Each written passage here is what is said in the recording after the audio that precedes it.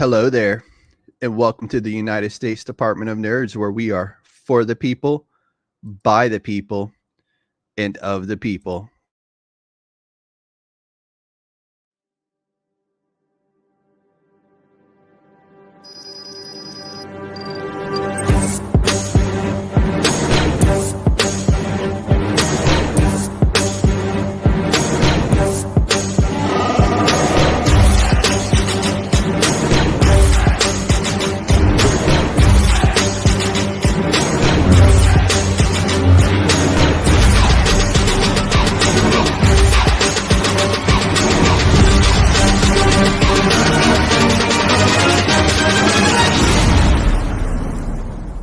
It's a trap!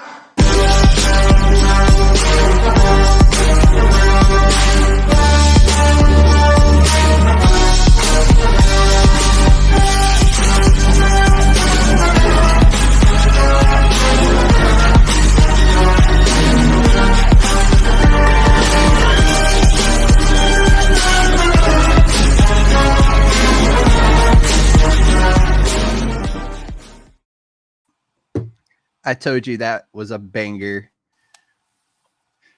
All right, everybody. I seen that. Y'all should have seen it backstage. It was leaning with it and rocking with it. All right, so everybody, I got Gibbs with me tonight, as always. My brother from another mother. And then What up? What up?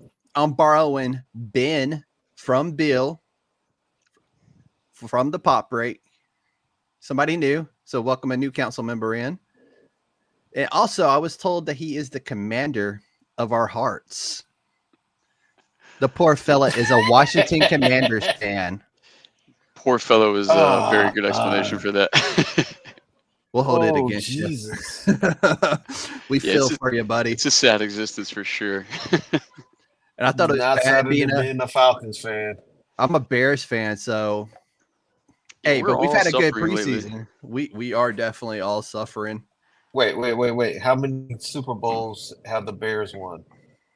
We have one, but it was before my birth. How many Super Bowls do the Commanders have? Yeah, I was alive, so yeah, we're rocking with the 4 right now.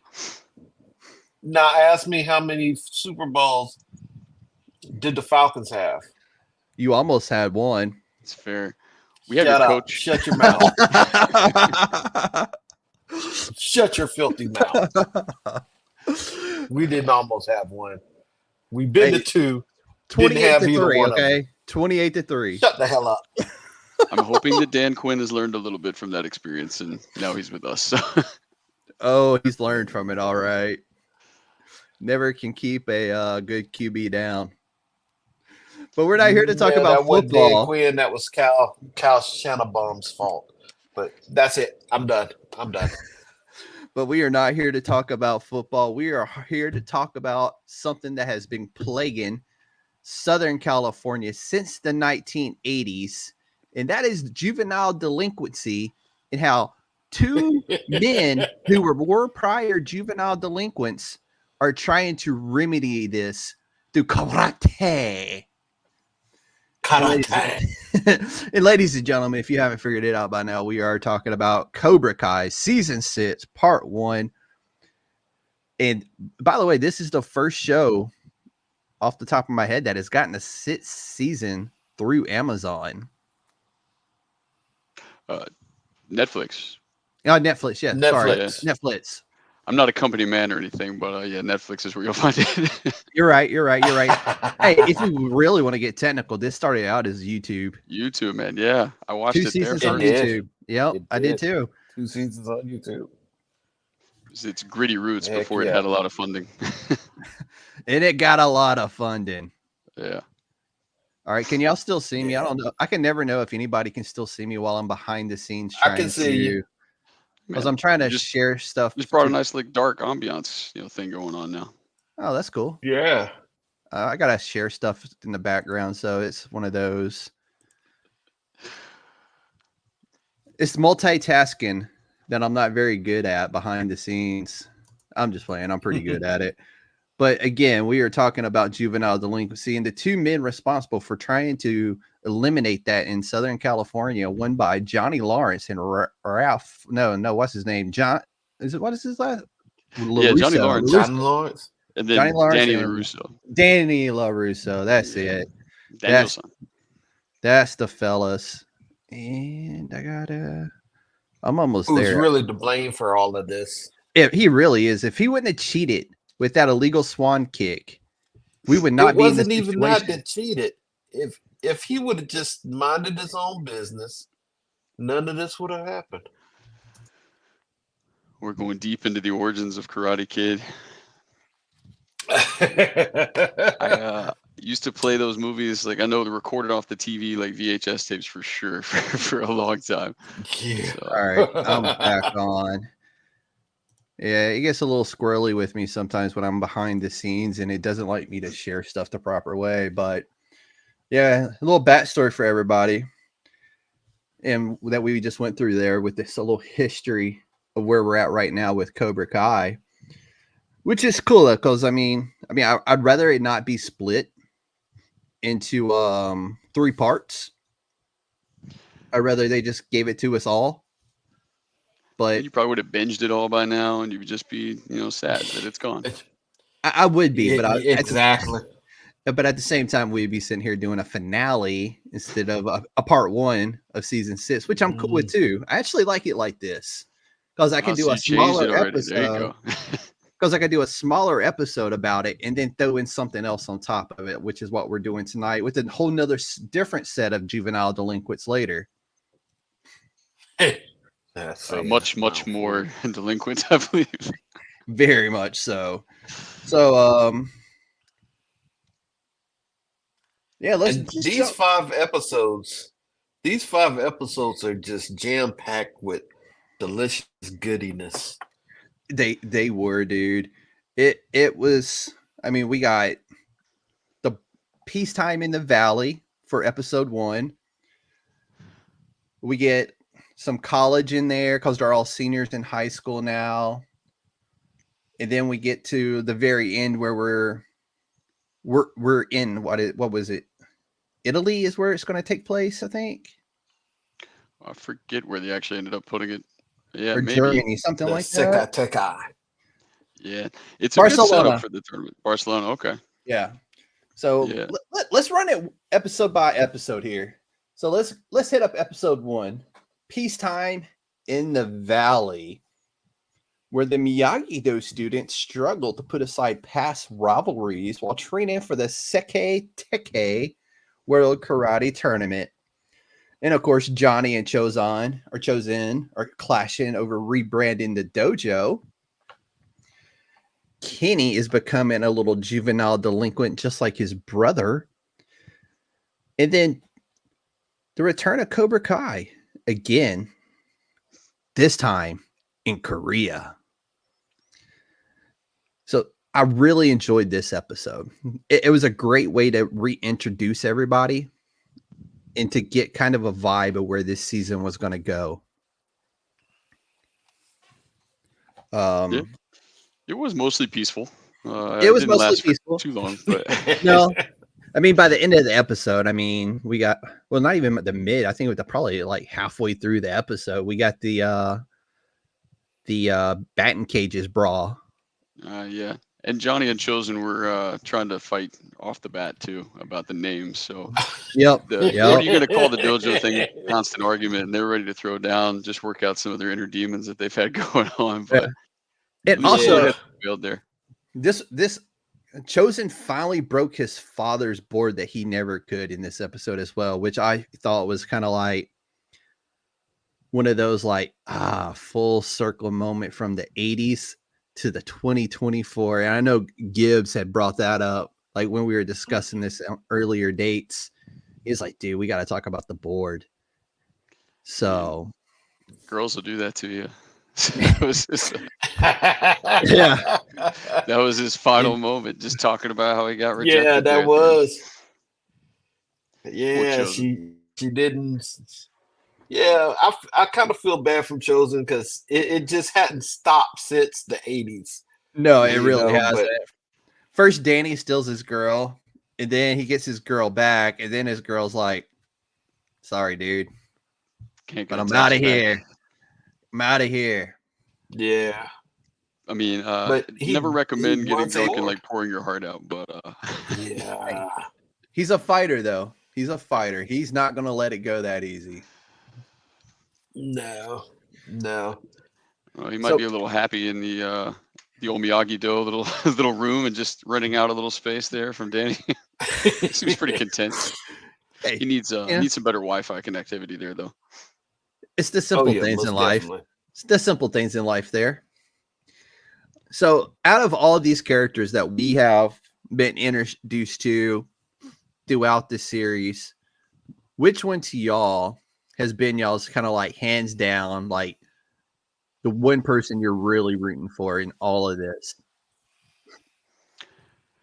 I mean, the person to me that makes the show, and I think the reason he was able to come back in the first place was Johnny Lawrence, just because he's got the Yeah. nostalgic elements. He was bringing back an original character, and then it's not very often that and that's what I talked about in the review. Like I love the fact that the show even exists because it took a villain, standard villain, and then gave him like a background origin story. Kind of what they've tried to do with all the villains from the show really is give them a little bit more depth. Humanized him. Yeah, humanizing everybody. So it was great to see like Johnny coming around, and it's not that Johnny's super successful now and like he's a nice guy. It was that he was really at rock bottom and he's just trying to Yeah. work his way up, and he's just always good for a little bit of edge to add to the show. Mhm.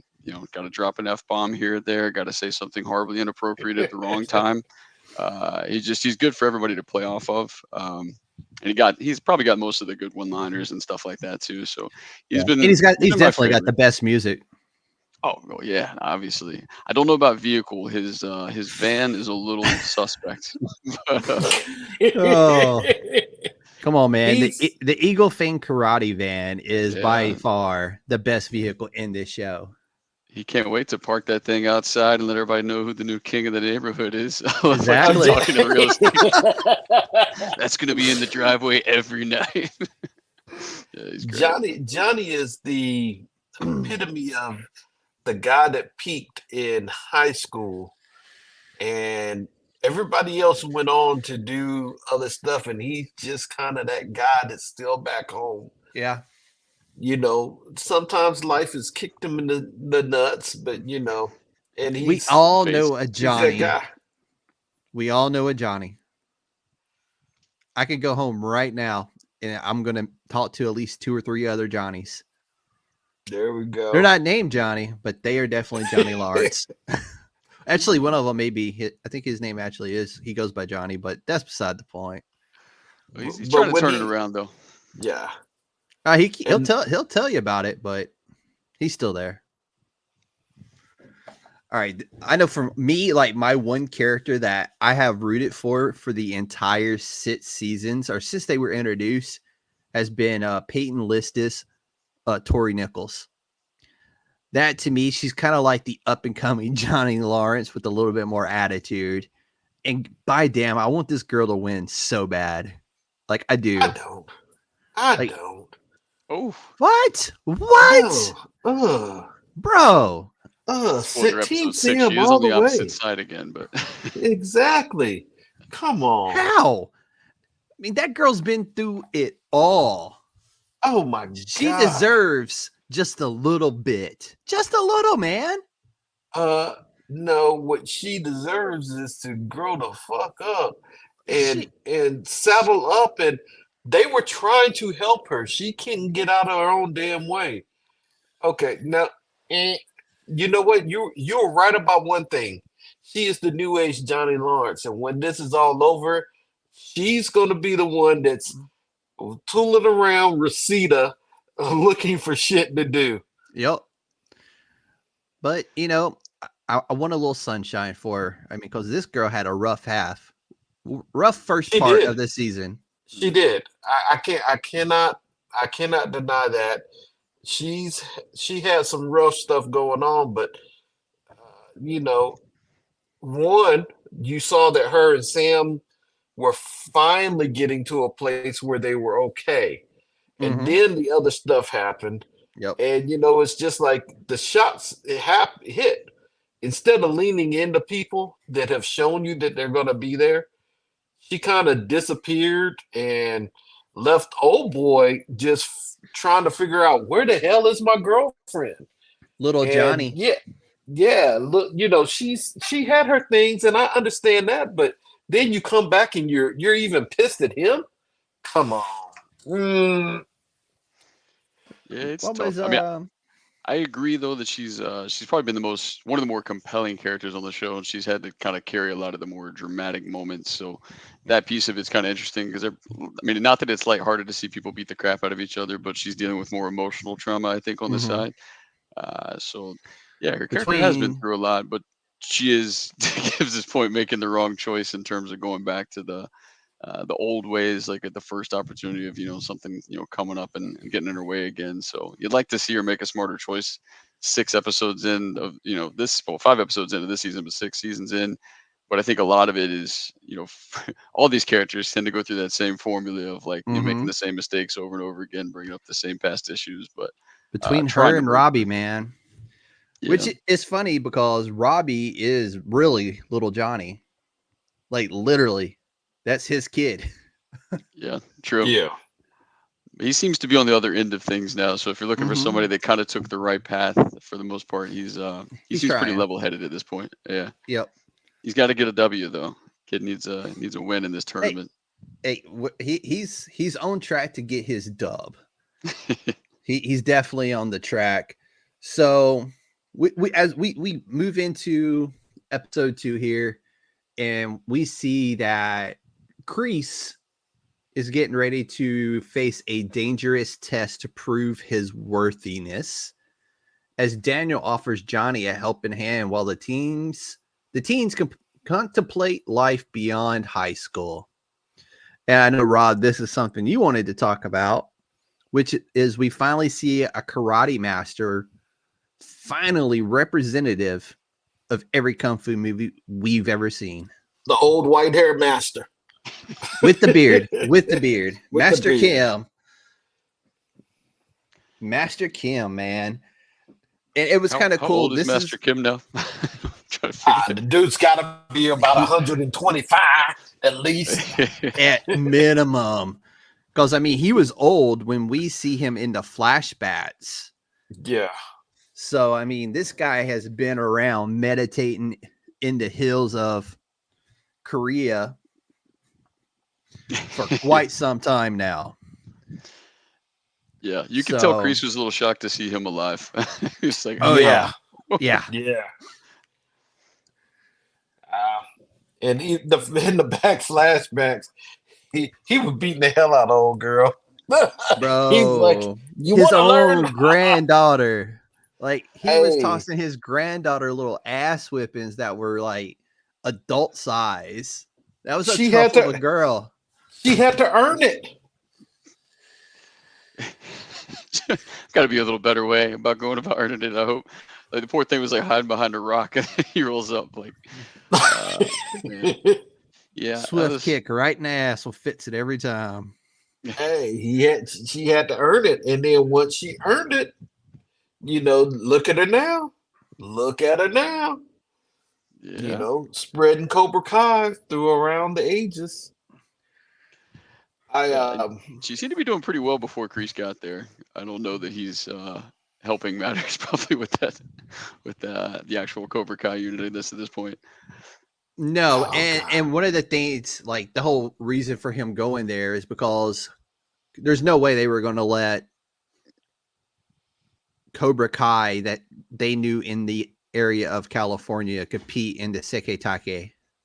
I think that's how I'm probably butchering the shit out of that, but we're rolling with Seketake. I think I knew how to say it before you started saying it. Now I might have gotten it wrong if I try to say now it. we're all messed up.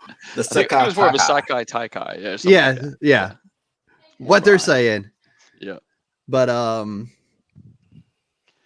yeah, I mean, he's got to leave the country anyway, right? So he kind of had to go to Korea if he wanted to do anything, and he can, leave from Korea and go to the tournament, but he definitely wasn't flying out of the U.S. to go to the tournament. So, oh hell no, we're not gonna try to figure out how it is that he got to Korea in the first place, but dude, he's a fugitive.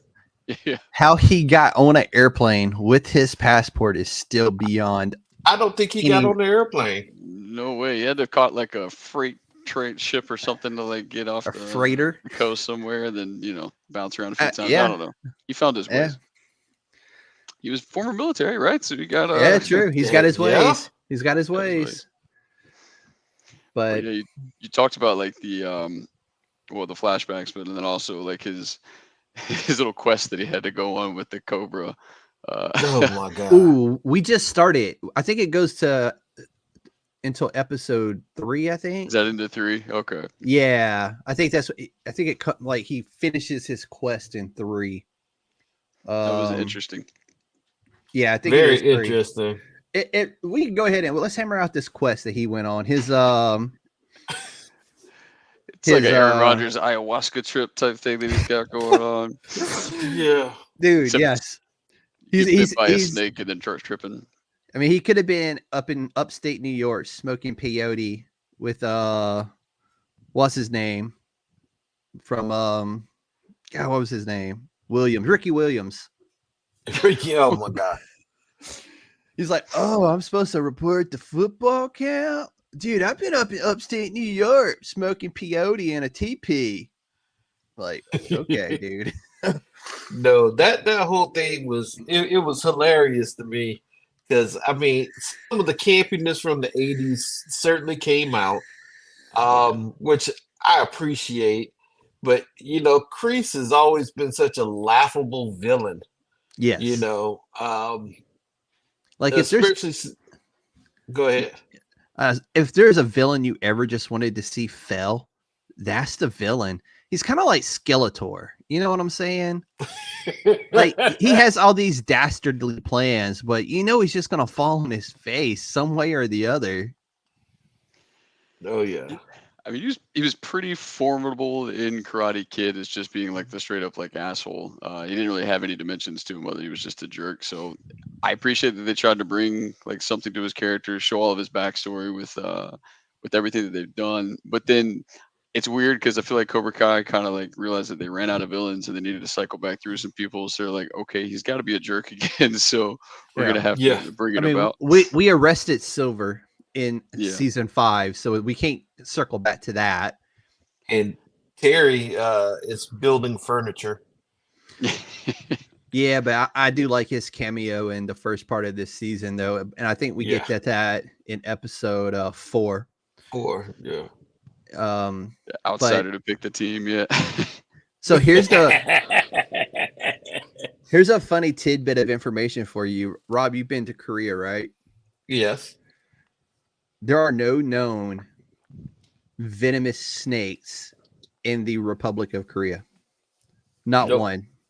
So the fact that in this one cave where this Master Kim's lost his family knife, that there is this one albino magic cobra is like a 1 in 1 million. He might have been tripping the whole thing. So I thought that too. I thought he was probably poisoned before he went up there and was tripping on something else. It was a little gecko lizard that he thought was a cobra. Yeah, but it was either that or him selling him insurance. Either that or Mr. Kim put the snake there himself. Something. Just a fucking troll Kreese. The whole sequence was definitely the one thing that was like, why? I feel like we're taking a little bit of time away from the story at hand, and I feel like you could have solved this in an easier way. But he needed they somehow wanted to come about him confronting like Johnny Lawrence, and Johnny Lawrence being his weakness was like the idea that they wanted to have, and that he in his mind needed to defeat, I guess, Johnny Lawrence this time, and Miyagi-Do to somehow like overcome whatever's eating him up. But yeah, it was just a weird way of getting there. We went the long way around to get to a simple solution, but you know what? That was like everything about that said 1980s action movie. Very Empire Strikes Back. Let's go very much yourself in the cave kind of thing. So exactly. Only what you take with you. And there he goes. I will say this one really gave us a really good action sequence though when the kids go to the local junior college and they meet up with Oh, the punk from the asshole, the old boyfriend. Yeah, You were correct. exactly. Yes. I didn't write down his name because he didn't. Kyler Yeah, Park. Yeah, that's him. There you go. I didn't write his name down because he was only in the one episode, and he was like he got his his another 10 minutes of fame out of this, which was really cool because that was a great fight sequence in the in the frat house. at the frat house. Yeah. That was definitely one of my favorite examples of like the fights that they've done where they can. I don't know, it was a cool setting. Like you got the music going. I like the way that it all got set up, and then they're just And like you had the fighting with pool table and pool cues, and everybody's flying around, kind of fighting in their own way. it's the high school kids, of course, that once again start the fight. And it was of all people, Miguel. Miguel is like, you know what? I don't like these guys being dissed to this dude. And it's like, hey, dude, you know karate. Let's go whoop these dudes' ass. Like, Miguel, really? What would your mommy say? She say, "Thank good on you for standing up for somebody who clearly was being bullied and defenseless." It was funny. And it's like, dude, you know karate. What are you doing? Just laying down for these fellas. Yeah. But I get it. He wants to be a part of something. He wants to be a part of this frat house. And then I think the straw that broke the camel's back is when they were like, "Yeah, we're never going to let you in," because he clearly hurt them. So all that it was just bullying and fucking with him. mm-hmm. And he was like, "Yeah, they're not going to." And then they were like, "Yeah, we're not." Ha ha! And that's when it all went down. Ass whippings for everybody. But he got invited to another fraternity. A cooler one. Yeah. Apparently where all the cool kids hang out. I did love the beer bottle sequence. I think they like knocked it out of one guy's hand, caught it, and then he hit him over the head with it. Yeah. It's great how often, I mean, this is just one example, but how often these like high school kids, underage people can just beat the ever living crap out of people and like assault with weapons and never do like real jail time. It's always just like still slap on the wrist and go. Hey, when your daddy's got money, man. Your daddy's got money. Half of these things are attempted murder. The police department needs new cars. Hey, swing by LaRusso Auto Group and we got you. Just don't arrest my child. Again. The other takeaway from this whole college frat sojourn journey, yes, was Hawk actually going, I kind of like this environment. Maybe I don't want to go to MIT. Yep.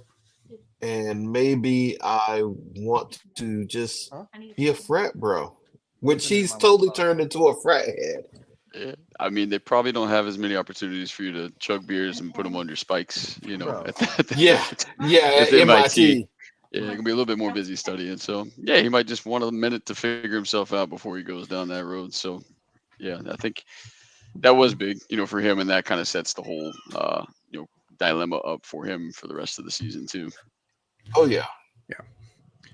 That was one of those good like secondary stories. They kept going until the end of episode 5. Really, yes, was the whole MIT thing, and finally, we'll get there. But also in this episode, Johnny starts working at LaRusso Auto Group. Working in quotations, yeah. I don't know how LaRusso expected this to go, but Johnny is Johnny, and Johnny's never really gonna change. No, but Johnny sells. Somehow in like 5 minutes he sells a car. Exactly. And he wasn't even a salesman. No, he was supposed to be like washing the cars or something. Yeah, that's what killed me. He wasn't even supposed to be a salesman, and he sells a car within 5 minutes. And then he's like, "Yeah, where's my office going to be? What's this?"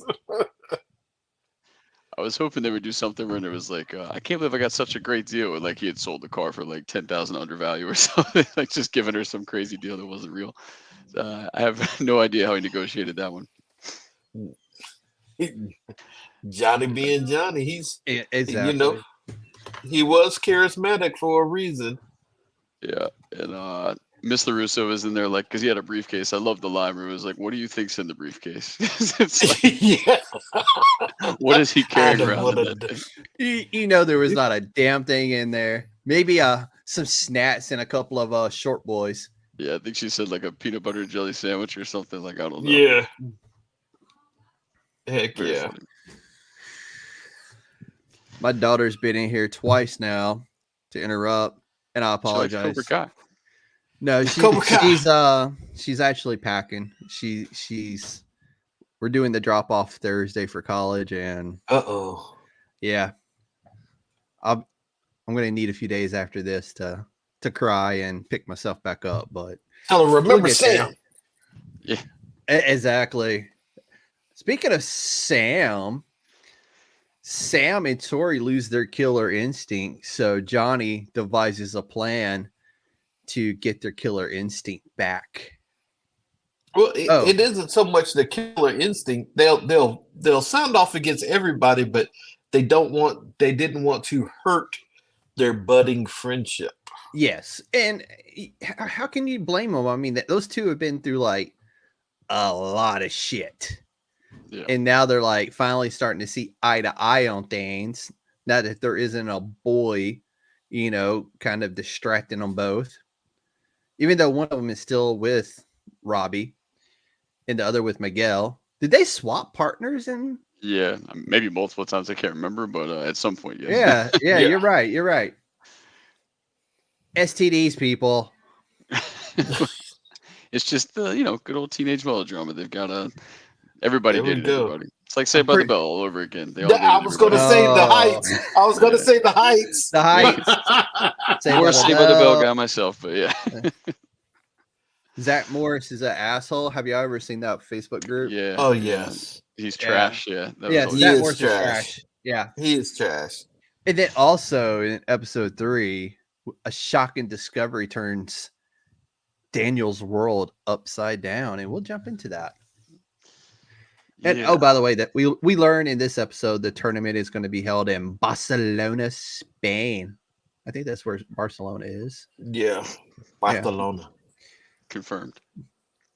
And we learned that there can only be 6 fighters per team. That's a problem. Yeah, when you got That's a big problem. 13. No, they had like 20 something kids at this point. They combined all the dojos, so they got a ton of people. There's a lot of background actors that you never get to know anything about, and then a couple that they popped up for 5 minutes. Let's be real. There was only a handful that was like guaranteed. Yes, that, so and we all knew who they were. The big, you got Robbie, Miguel, Sam, Tori. So that left legitimately two spots that were left for everybody else to fight over. Maybe 4 or 5 people that could really contend for those spots too. So it was a little bit of drama in there. I mean, so we knew Hawk, Dimitri, Kenny, and Little LaRusso were probably like, okay, of those 4, it's going to be 2 of those. I thought the old girl who did get the spot. Devin Lee. Yeah. Mm-hmm. Oh, yeah. I don't want to forget Devin, because Devin will come around and snake you when you don't expect it. Yeah, I like in the worst way. Except for her terrible actions on her part. Obviously, she'll have to learn from her mistakes like everybody else on the show. Competition got the best of her. It really did. I think that's that's the next episode. We'll talk about the brown belt. The brown belt. Oh man. Yeah. Oh, that's wrong. It really is, and it's heartbreaking because that's. But they find out that Miyagi had another life. Yes, yeah. That's our big takeaway from this one. Other than Sam and Tori trying to get their killer instincts back, but we learned that Mr. Miyagi, isn't all he is cracked up to be in the eyes of the Saint Daniel LaRusso. Well, actually, I guess in this case it would be Saint Miyagi. Yeah. It was a weird plot point. I understood how they wanted to try to keep him relevant to the story in some way, but I don't know. Maybe they'll get something out of it and it'll kind of evolve a little bit more in part two, part three. But as it is right now, if that's like the whole arc, I don't know that I really understood why Yeah. they went that route. Well, there, It didn't really work. there's something that they found in the box that he didn't realize until like the last episode or something. Yeah. But he realizes that I'm gonna jump forward just a little bit just for this because it's No, go pertinent in for it. finding that box. Is he found out that Miyagi was not only had not only fought in the Sekai Taikai, he was a captain in the Captain. Sekai Yep. Taikai. You know, because he had the bloodstained captain's That's right. bandana. Yep. You And know, he so also that learned that he was a botzer. He boxed. yeah. I mean, we followed the clues here, and we end up at this shady ass boxing gym, which I don't know if any of y'all have ever been to a boxing gym before. They all look that way. Every single one of them. Yeah, I really don't see why that caused him to have, some heartache about, Miyagi. Yeah, Miyagi was multifaceted, Yeah. Yeah. He was a fucking human at the end of the day. I get within Daniel's eyes from when Daniel can remember him that he was, this saint of a human who taught him how to be an adult, basically. Yeah. I mean, it was a way to go, and there'll probably be a lot more of it, like you were talking about, that actually comes out once they get to the tournament. They can learn, like, I guess his role there when he was there. Did he win the tournament? Like, what else kind of happened? Maybe they'll be able How to evolve a brutal little bit was he? more. Yeah, I Yeah. mean, and if you were talking about who was it? Was it okay, somebody was talking about people with, like, did they say people had died there or had just Yeah. been injured there? Yeah. So No, I mean, it's people had supposed to died be a hell of there. a tournament. So And we're talking like not just like their local, karate tournament down in the valley. We're talking like the world here, and it's like the Kumite for teenagers. they're like turning it into blood sport or something right now. Like, I don't know where Exactly. they're going with it. Hey, I mean, once you start talking about people dying, I mean, we I can want to play see the. someone do the Dimmock. Yeah. I mean, hey, Hey, the boys that they're bringing LaRusso over from did it Cobra Kai are the real deal. So when they it's gonna be visited. When they visited Japan, and what was it? Part 2. Yeah. yeah. Yeah, he did a He yeah. did a version of it with ice. Well, he didn't select and say no, this brick. But he could have just as well. Oh yeah. I think that I think all of that is going to show that Miyagi, that there was. I think they were just ultimately trying to say, hey, there's more to this guy. He's Yeah. not, oh, he isn't what you think, or you thought, because Miyagi didn't tell him everything. No. Even when you look at his war record and what happened to Miyagi's wife and all that stuff, Miyagi didn't have deep conversations with him about it. He found No. those things and he helped him, but Miyagi didn't go into detail about it. No, That he never really you know. went into it. So, but I wonder how much of this backstory with Mr. Miyagi right now we're getting in this season is going to play into the Ralph Macchio Karate Kid movie that is planned, I think, for 2025. So I'm wondering if they're building something that they can play back into the movie when it comes out, with because it's Ralph Macchio and I think Jackie Chan, and there's like another karate. There's a new kid, I think. I'm not. Oh, real they're sure gonna bring Jason back. They're gonna bring Jaden back. No, God, I hope not. You're the best. Really? Yeah. To be honest, I wasn't even aware that they were making like a movie or going like full Yeah, circle. yeah. Stuff. So that would be a change Yeah. for me. They should bring back Hilary Swank. Let's go with Hilary Swank. Oh Jesus! Oh, The bro. next Karate Kid, man. God, Next man. Karate Next Kid. Karate Kid. We're Man, forgetting what are we one. Damn doing it! here? I have been waiting this whole time for her to make a cameo. I mean, I have been waiting this whole time. that would actually be interesting if they. I don't. Hey, we Anything still I got don't know that we'll see her, but we'll see. 2 more parts, so who knows? Yeah, it would be I mean, cool they if she did just bring showed up back at the tournament. the love interest from the first movie last Yeah, season in season Well, that was 5. to help Miguel with his broken back. yeah, we got. Yeah, I guess I could see Elizabeth Shue coming back a lot more than I could see Hilary Swank coming back to the. Especially, I don't know how well received she was in her part of the Karate Kid franchise, so maybe she would take a step back. But this is a way to kind of redeem She yourself. was received about as well as Jaden was. Yeah, And Jackie well, that's Chan interesting. replacing Mr. Miyagi. I mean, if somebody's going to replace him, then Jackie Chan. Yeah, I Yeah, would go Jackie Chan over anybody else. I yeah, for think they're sure. brothers or cousins or something. I don't know. To Distant be honest, I didn't relations. see that one. I have I not seen that I was Karate Kid waiting movie. for the Rush Hour joke in there. Oh, they're brothers. That's exactly where I was going with that. I was waiting for you to finish it. I was like, wait, are we just gonna stop it right there, or there's like Oh yeah. you're gonna continue that one? I got my lunch money from the 3rd grade. I ain't giving you nothing. But that's I think it's all gonna flow together and maybe they'll do one more Karate Kid movie Yeah, from stemming from this, and then after that they might do another depending on the reception of that one. yeah. But Yeah, untitled Karate Kid movie. I had to IMDb it right now. May Yeah, I told 30th, you, man. 2025. Ben, That's I just don't make up stuff, man. no, I, I believed you. I was just like, this is so random, and it, it I it was not really is. So didn't know. I could honestly see it being Daniel LaRusso and his son, possibly. Like I it's can't come. stand the son. I can't either. I think he's a whiny little bitch, but at the same time, I could Took it an see them extra doing level. that. I And like Jaden better. I like Jaden's Karate Kid better than his son, Daniel's son.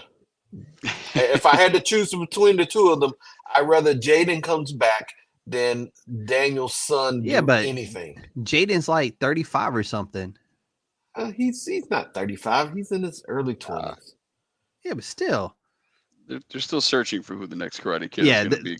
there's Credited. actually a contest to find It the does next have Karate Joshua Kid. Jackson in it though, so we get Pacey Winters come join this cast. Mr. Mighty Duck himself too. Nice. Hey, if you're gonna throw I'm on 90s board with this movie. nostalgia in there, if you're gonna do it, I mean, Quack. shit. Quack. So also, before we jump into episode 4 and 5 here, we go back to Korea and Kreese has found his new Johnny with Quan and kind of like turns him into his pet project, like his new equalizer, if you want to go that way. So Quan's a badass. You can Quan tell. was a legit, like, he's had zero fuss. That if there's a guy living the zero fuss life, it was that guy.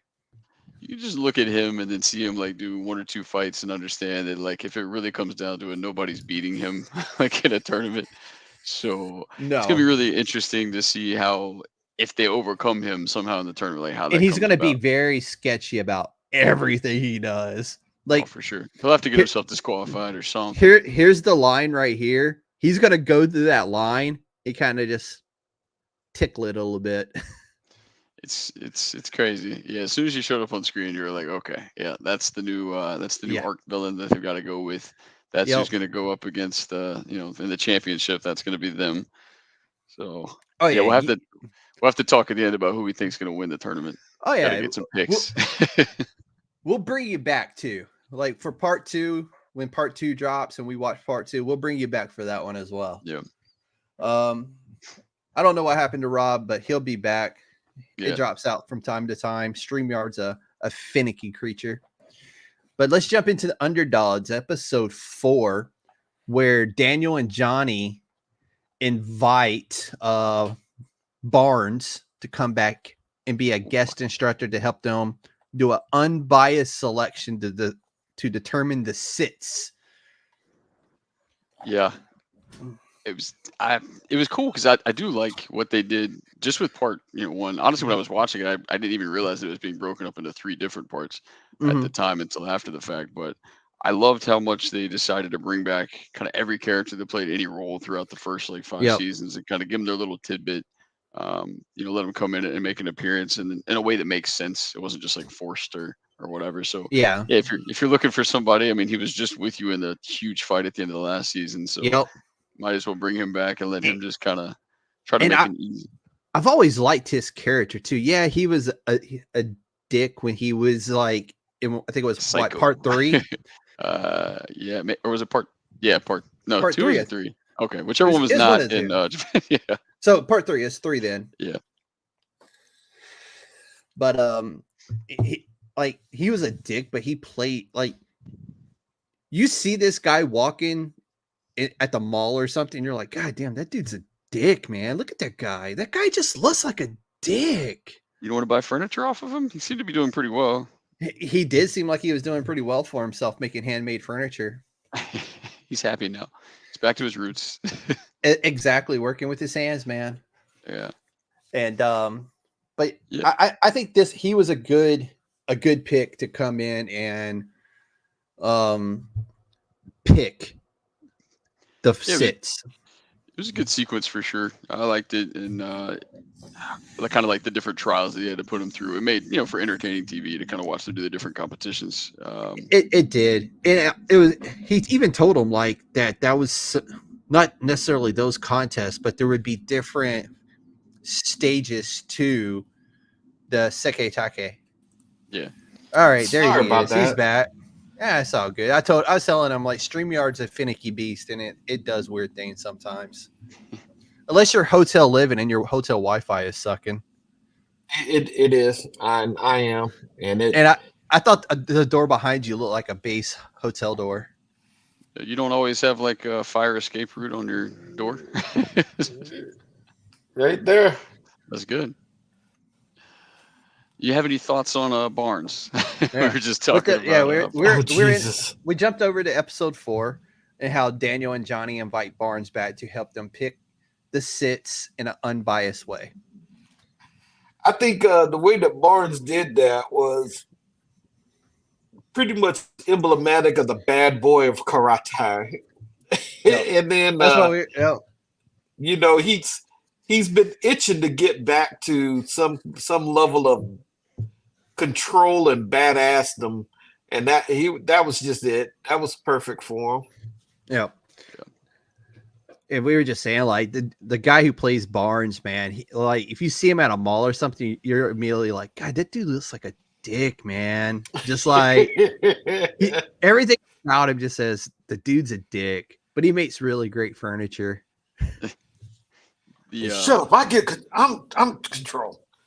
The fight that we did get though with Johnny and him while he's at the wood shop, that was almost like sawed their faces off, like, and then just kind of said it's cool. You did have a beer. Like, it was the weirdest like stop to a fight I've ever seen. It was either that or you were gonna be wearing a saw blade. I kept waiting for somebody to lose a hand or some shit. Yeah, that one was rough. Which would be like the most Johnny Lawrence thing to do. Yeah. Yeah. Badass. I got a hook. He probably put like an eagle head or something. I don't know. But that fight scene was hilarious, and it amped up so much anxiety over that saw blade, and then of course nothing happened, and they're both kind of beat up about it. But yeah, I can see them bringing them back just for just to do that, because none of the other ones, Daniel was right. Yep. So Johnny was going to choose more Eagle Fang people, and Chosen was going to go this way. He was going to go that way. So yeah, there's no way to be unbiased. Yeah, and he was actually, if towards the end of it, when he finally picked, you could see he was actually a lot unbiased, and he was seeing more things than what we were seeing on the. Yep. Yeah. So.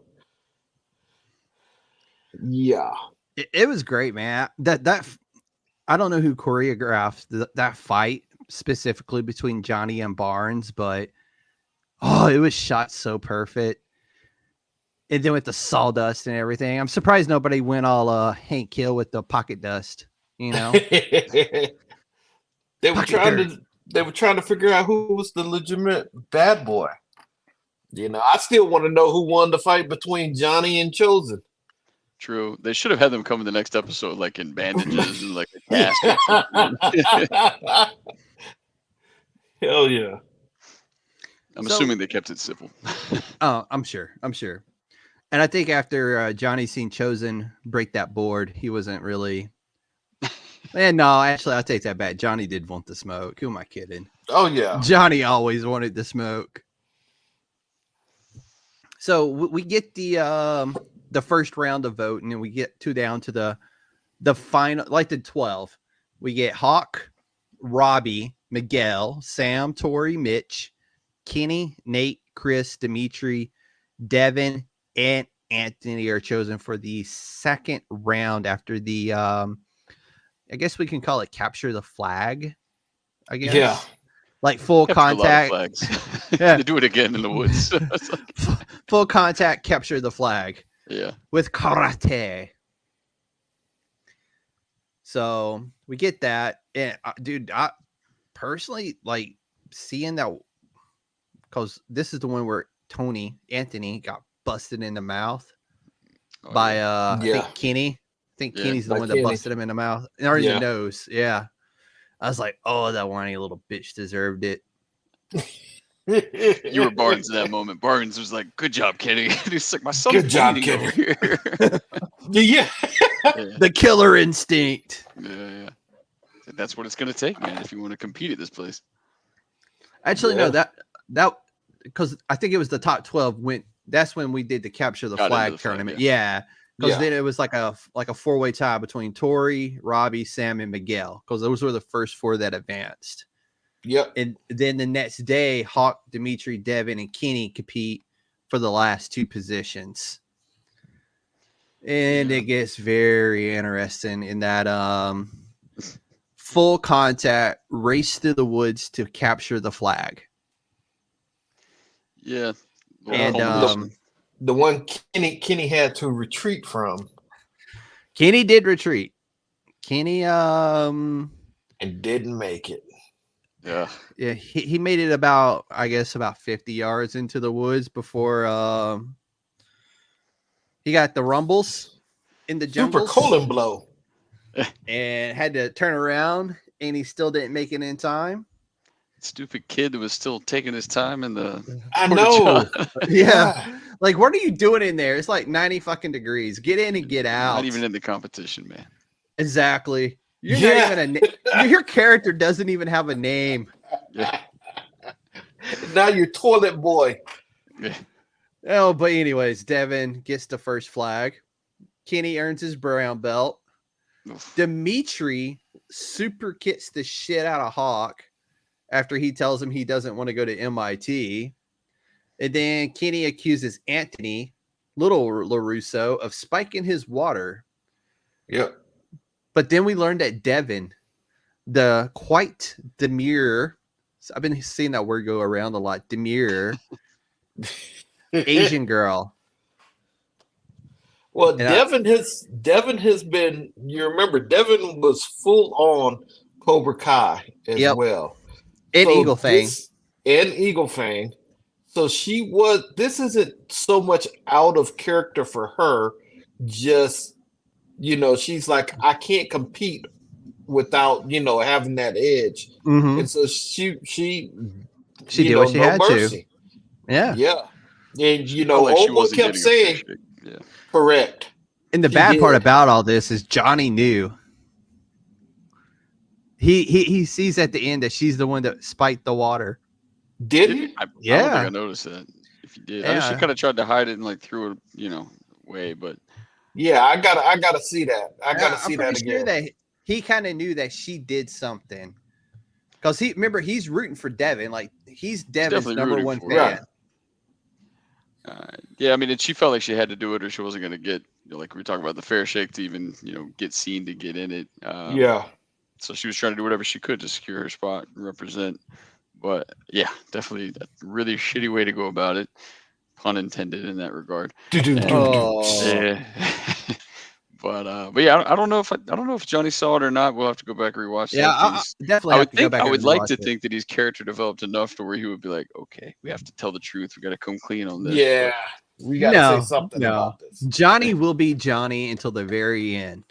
You think he'd high five her for that? Yeah, without a doubt. So let's roll in. Let's do episode 5 because I mean, really, that's all they gave us is 5 episodes. But I know the director said going into this, their plan was to do a 15 episode season split into 3 parts.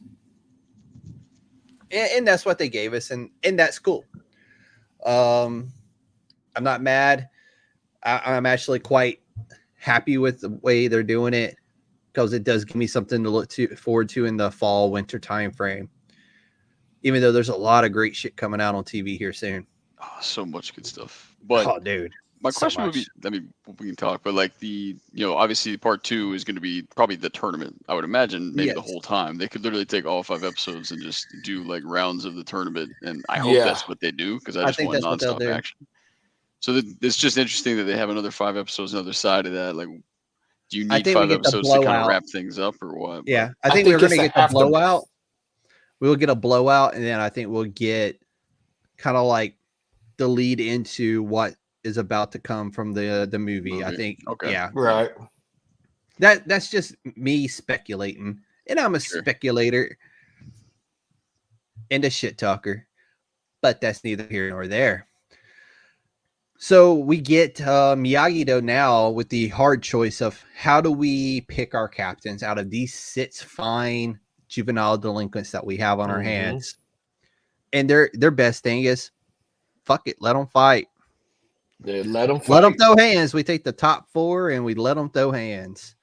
And that's what we get. Miguel versus Robbie and Tori versus Sam, which is kind of like right back to where we started. But then Tori was going through all this shit with her mom. Yep. Nobody knew. Sam's mom did pass away, for those who didn't know. I like to think people had plenty of time to watch this. So if you're hearing it for the first time, my bad. Tori's mom died. Tragically, I add.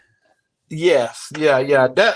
What happened to her mom and how she had to deal with it. That's no laughing matter. That was traumatic, and I felt bad for her in that instance. Yeah, I mean it's interesting, like the kind of the contrast of as soon as LaRusso finds out about it, he's trying to stop the fight because he's like, she's not emotionally prepared to have this. And Johnny's on the opposite end. He's like, no, you got to let her work through this. Yeah, shit. Like, let her work through it. For her. So yeah, they kind of come. I mean, neither one of them were wrong in this situation. Yeah. It's like, but at the same time, you have to look at what's best for Tori, and what was really best for Tori is knocking it the fuck off. Just like, or at least that's what they decided was like, no, this has to stop. She needs to talk to people and she needs to get the help that she needs. I think Johnny was right in this instance. I think letting her out there, because she, was she going? Yeah, but she was working through that shit during the fight. That's what she needed. She needed to get out to get some action. She didn't need to be babied, coddled. And when they didn't let her, that to her and Devin proved they were going to do, in their eyes, they were going to do whatever they needed to do to let Sam win it. Yeah. And prompted her decision to leave. And you could almost say, too, LaRusso might have even been a little bit concerned that she was not in the right headspace and might hurt his daughter. I guess. Yeah. She did. Yeah. She would. She would have definitely. So I get why he would want to stop it, too. Yeah. Yeah. Because, I mean, at this point, they're like, she had put Sam in the hospital twice now or some shit like that. Yeah. I mean, they were like showing flashes. Like she's like kind of not seeing what's right in front of her. She's like fighting, obviously everything that's wrong in her life. She's fighting for her life, dude. She really was. You don't want to be the opponent in that situation. And this is after Robbie had just like beat Miguel. Yeah. for the first time. I add. It's good for Robbie. He needed to win. Robbie He needed a did. dub, and he got his dub. You know what I'm saying? Little Johnny did. Lawrence got a dub. Yeah, it's just gonna be interesting to see, like, now that we know who's going to the tournament, how they're gonna have it all play out, and who's gonna be coming out on top. Who replaced Tori? I can't remember. Hawk. Hawk. That's right. Which Hawk. they needed to in somehow, because he was obviously one of their better fighters, and they were already kind of like, we don't even have our best fighters going to this thing because Hawk got eliminated. So Yeah. like, how do we get him back in this? Yeah, and the guy that actually beat Hawk had no business being there. Right. You know what? Me and my son Gerard G2. What up? We actually had a discussion about that. Really? Yes. Enlighten Oh, us. he was like, I think he called Dimitri everything but a child of God. He was like that. Wow. He that emotional little punk. He's let his feelings. Oh, my friend didn't want to go there, and he goes, I don't see why he didn't just grow the fuck up and be happy for the Hawk. Yeah. I said, first of all, the way that Hawk handled that was pretty bad. That's been their dream since they were, kids, running around, going to MIT, and Hawk should have let them know way before then and how it came up. I said, so it's more of a, I thought we were friends, type deal. And I already sent my stuff off thinking my road dog was coming, and this is how I had to find out. And he goes, but he should have never beat Hawk. I said, Hawk let his guard down, and Dimitri fucking flashed in. He took his ass. He took the cheap shot, and Hawk was sitting there going, I said, half of that was Hawk being surprised he got kicked. I said, the other half of that was Hawk going, shit, did I really fuck up? And that gave Dimitri the chance to run away with the flag and come down with it. You asked Hawk when it was that he knew he fucked up, when he was staring back up at Dimitri. Yeah. I mean, none of these kids handle their issues or do the mature thing. Typically. They're kids. Yeah, they're kids. So I give them a little bit of grace and all this stuff. Dude, but this shit's a prequel to Prozac Nation.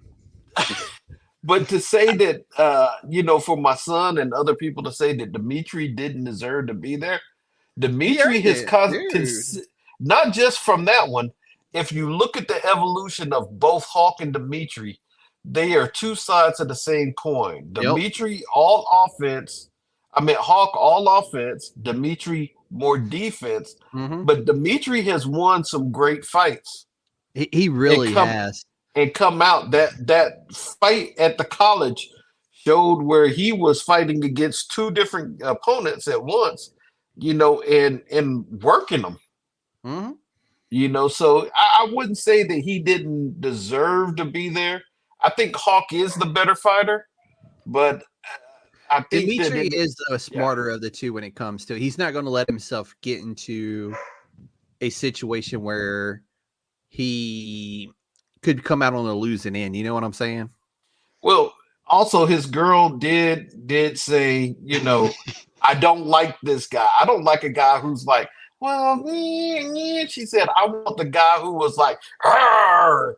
And so he was like, yep, that's going to be me. And that was him. Yeah. This is right. That was all the motivation that he needed for sure. It's probably ultimately going to get him kicked in the face. And it's not I think it will. I think it will. Yeah. I think we're going to see, y'all remember the old movie, The Best of the Best? Yes. I think that's exactly what we're going to see. And we're going to see what Dimitri sitting there going, what are you counting them for? Of course I lost. And this guy won. The Best of the Best was one of those where when they came out with part 2, and then part 2 is surprisingly better than part 1. No, it wasn't. I thought it was. Oh, no, don't you do that. I'm going to have to rewatch it, but I could have sworn that was one of those where the second one was better. Oh, no, don't you do that. But I Scout's Honor, I'll go back and rewatch them just to be sure on that one. Oh, my God. Part But 2 hey, sucked. neither here nor there for now. But I will go back and Yes, rewatch. you're right. Also, when Tori leaves, Johnny and Daniel agree to never speak with each other again after the tournament. After the tournament. Yep. So I mean, definitely two different thinkings on that, and them finally going, you know what?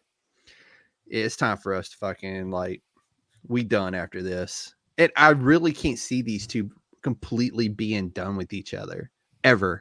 They probably already said that like how many times during the show. Oh, at at least some once a point. Yeah. season. Once a season at least. I think Daniel's wife is going to clip that in the bud. She's going to be like, "Look, everything that he's doing for us at the, he's selling cars, he's doing this. It's clearly Well, he got good for fired. him." I'm not sure that that's like the selling point for him. I'm sure she doesn't want him Yeah. working there, but yeah, I mean, all their kids are friends and stuff at this point too. Like Yeah. she is definitely the most reasonable of everyone. She really is. And I think she's been like the ground for both of them. Yeah, And Miguel's mom, I can't remember her name, but Yeah. like those two ladies, God bless them, man. They're fucking saints in my eyes. Because for the those most part, they're two, living outside of the crazy karate. Like everybody's yeah, fighting on the streets. Yeah. I forget. I think I wanted to make the joke in the review and I forgot, but it's like I feel like all of this show is like a setup to be like the Warriors because it's just all these like little feuding karate gangs or like fighters. yes, And just at some I point, like it. I like at it. some point, like the cops are just gonna be like, "What the hell, man?" And just start trying to arrest everybody that does any form of karate. Like, just to Dude, save that's the what I city. keep saying. I'm like, we got two karate instructors trying to turn these juvenile delinquents into something, man. Yeah. But so we get past that, and Sam and Robbie receive their captain headbands, and then that's when LaRusso kind of puts the two and two together and realize that Mr. Miyagi was also a captain and fought in the Seketeke or Sakitaki. Sakai, I think. And I don't think Taki works. dude, I'm never gonna say that word right. I've tried, but it's also it finding Mr. Miyagi's bloody is kind of like what led him down this long, weird path of questioning his beliefs again.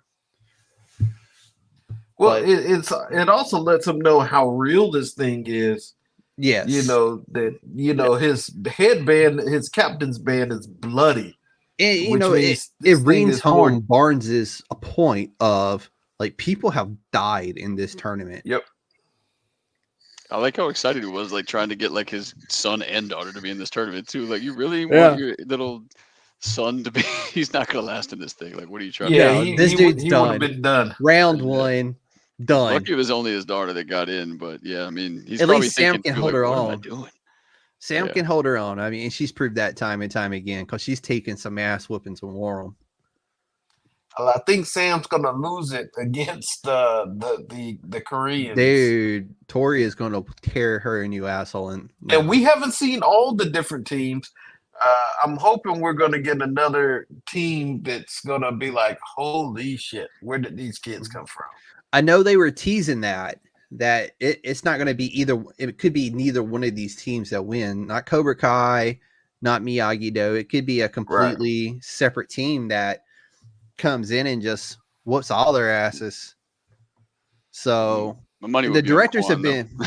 Oh yeah, dude, my money's all on Quan. That kid's a beast. Quan is a beast. Zero conscience and zero fucks. I don't know what his parents did to him, but goddamn, that kid was ruthless. He whooped two dudes' asses and didn't even hesitate. At the He's same made it time, worse, too. Yeah. yeah, and then they Puffing tried his to cigar instigate over there. him, and of course, that's what Kreese does, man. He smokes his cigar and instigates shit between teenagers. Yeah. Oh, you know what? I am forgetting one other little Easter egg that they slipped in during this first part.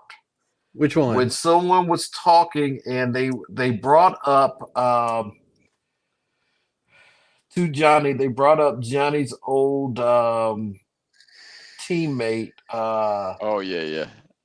And he was about when they were trying to do the real estate thing, and he was like, "I saw Oh like yeah, your friend or whatever." Was like, "Yeah, he's in Yeah, jail or whatever. he's in Like, he's in jail. prison." Or Yeah, yeah, something. yeah, he's in Yeah, prison. He's in jail. He ain't coming back.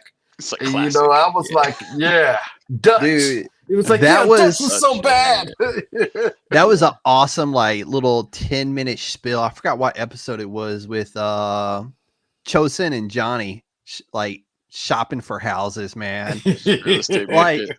of all this seriousness, we had that 10 minutes of just Johnny and Chosen like a gay couple shopping for a house.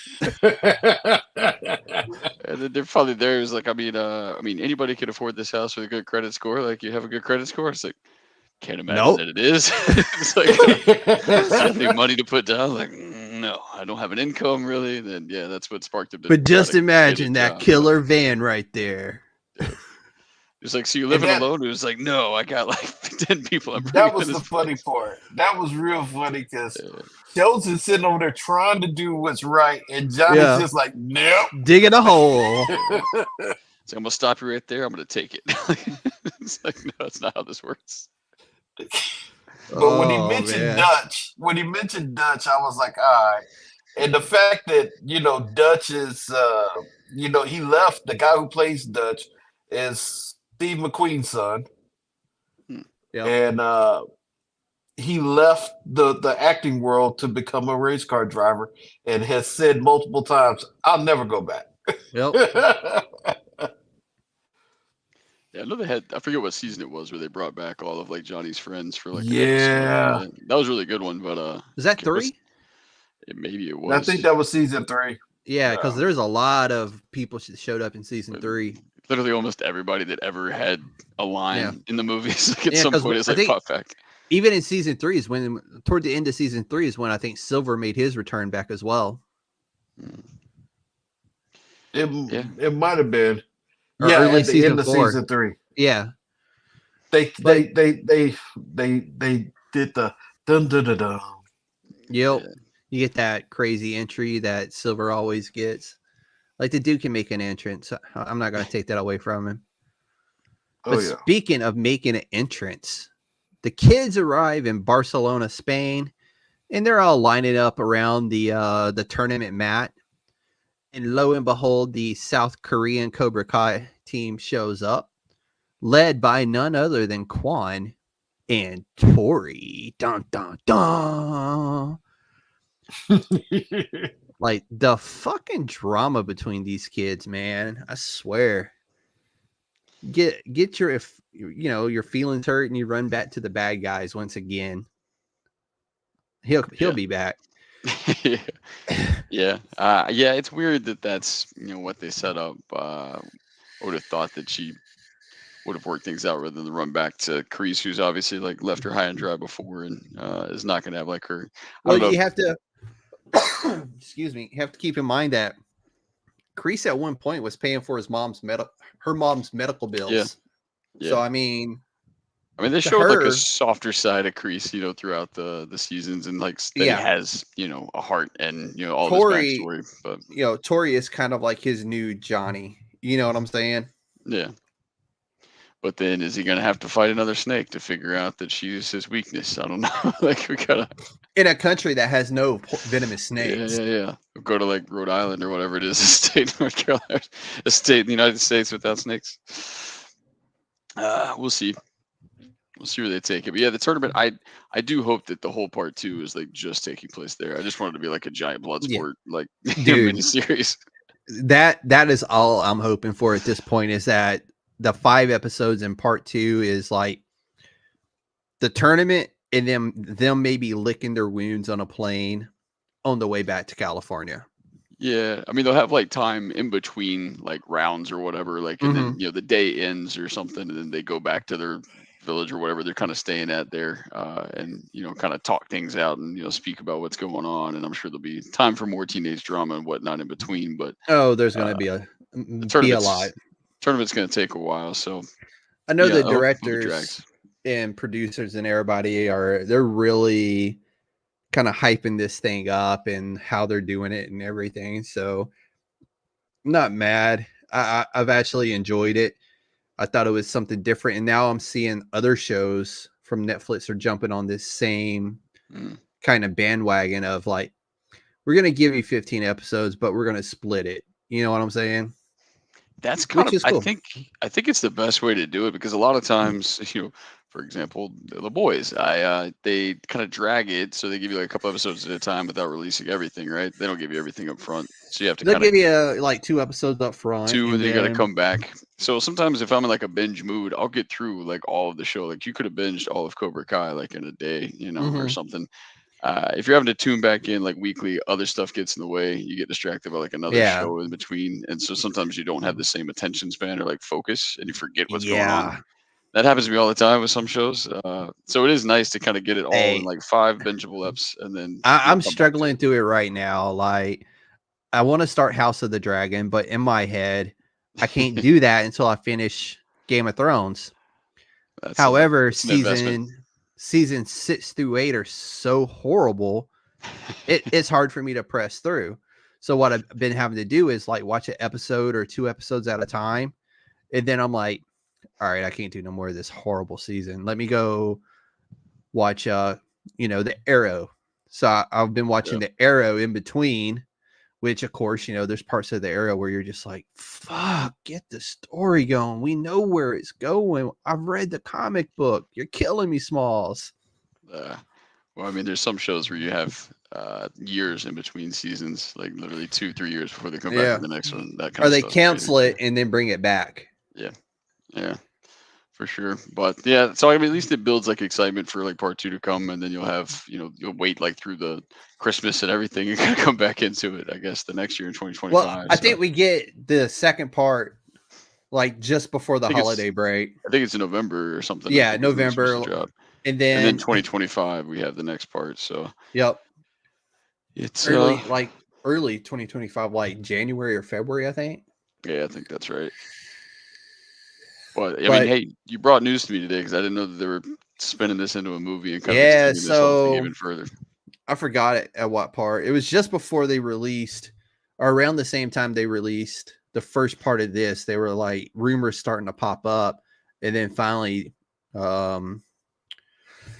fuck, I want to say his name, but I don't want to say his wrong name. Ralph Macchio was like, "Oh, by the way, me and the directors are working on a movie script," and I'm like, "Cool." Another, Karate Kid movie. I'm like, but if you're going to do that this time, I need you to at least say Stay Golden Pony Boy in this just movie. just bring up any line that he has from any movie he's been in. No, Yeah, just that one. Just that just one. that one. Yeah. I mean, it is funny that that's happening though, because if you remember, like the beginning of the season, he already is telling his wife, like, "Hey, once this tournament's done, like that's it for like full time karate. Like Yeah. we're gonna be Like out he of wants this." to just like say, okay, Johnny, here, it's yours. You teach the Miyagi-Do Yeah. Eagle Fang way. Well, that's gonna be But tough now that they're not talking. So, yeah, I got a feeling something's going to happen, and it's just they're not going to get off that easily. no. They'll be The friends by the end of ladies, this. yeah, the ladies are going to come back and be like, look, boys, you got to figure this shit out. So, but Ben, I don't want to keep you any longer than I need to. I'm waiting on Rob. So I'm kind of buying for time for Rob to No, get you're back. totally So good, man. we can jump into the next part of our juvenile delinquent series and what happens when juvenile delinquents grow up to be superheroes and man children. But while we're waiting for him, why don't you tell everybody where they can find you and what exactly it is you do over at the Pop Break? Yeah, so you can find me social media, just Instagram and X. It's at BD Murkison, so BD Murkison, and you can also follow my dog, which is Star Wars themed name. It's TK42 Woof. So you can follow his account on Instagram. He's much Yep, more I'm gonna adorable, follow him. than I am. And yeah, so Pop Break has been great. Like that whole family. Bill brought me in, several years ago, and I've been doing as much writing for them as I can. Trying to pop out some reviews like I did for Cobra Kai, which is where Yep. you found me for this one. Yep. And then they had me on socially distanced occasionally as well too. So I love coming on there and doing some pods. But Yeah, you can find me there trying to write. I'm actually going to start reviewing. Oh, look, we're getting Gibbs back. But Bad Monkey is on Apple right now with Vince Vaughn, so I'm 2 episodes into Yeah, that, and that's so gonna be my next review. I've heard great things about it so far. Yeah, it's I entertaining. gotta, I'm into it. I'm gonna have to check that one out. But Um, I'll have to finish. I'll have to finish the boys so I can participate in your future discussions. But yeah, we'll bring you back when we do season 5, there you go. and Yeah. we're definitely gonna bring you back when we discuss part 2 of Cobra Kai because we loved having you, Ben. We appreciate you coming on. Hopefully, I everybody wrote apologize down. with my internet. My internet's going in and out. Hey, You're all you're good. good, man. We're You're about gonna leave him to. talking to himself if you drop after I'm gone, so we can stick around.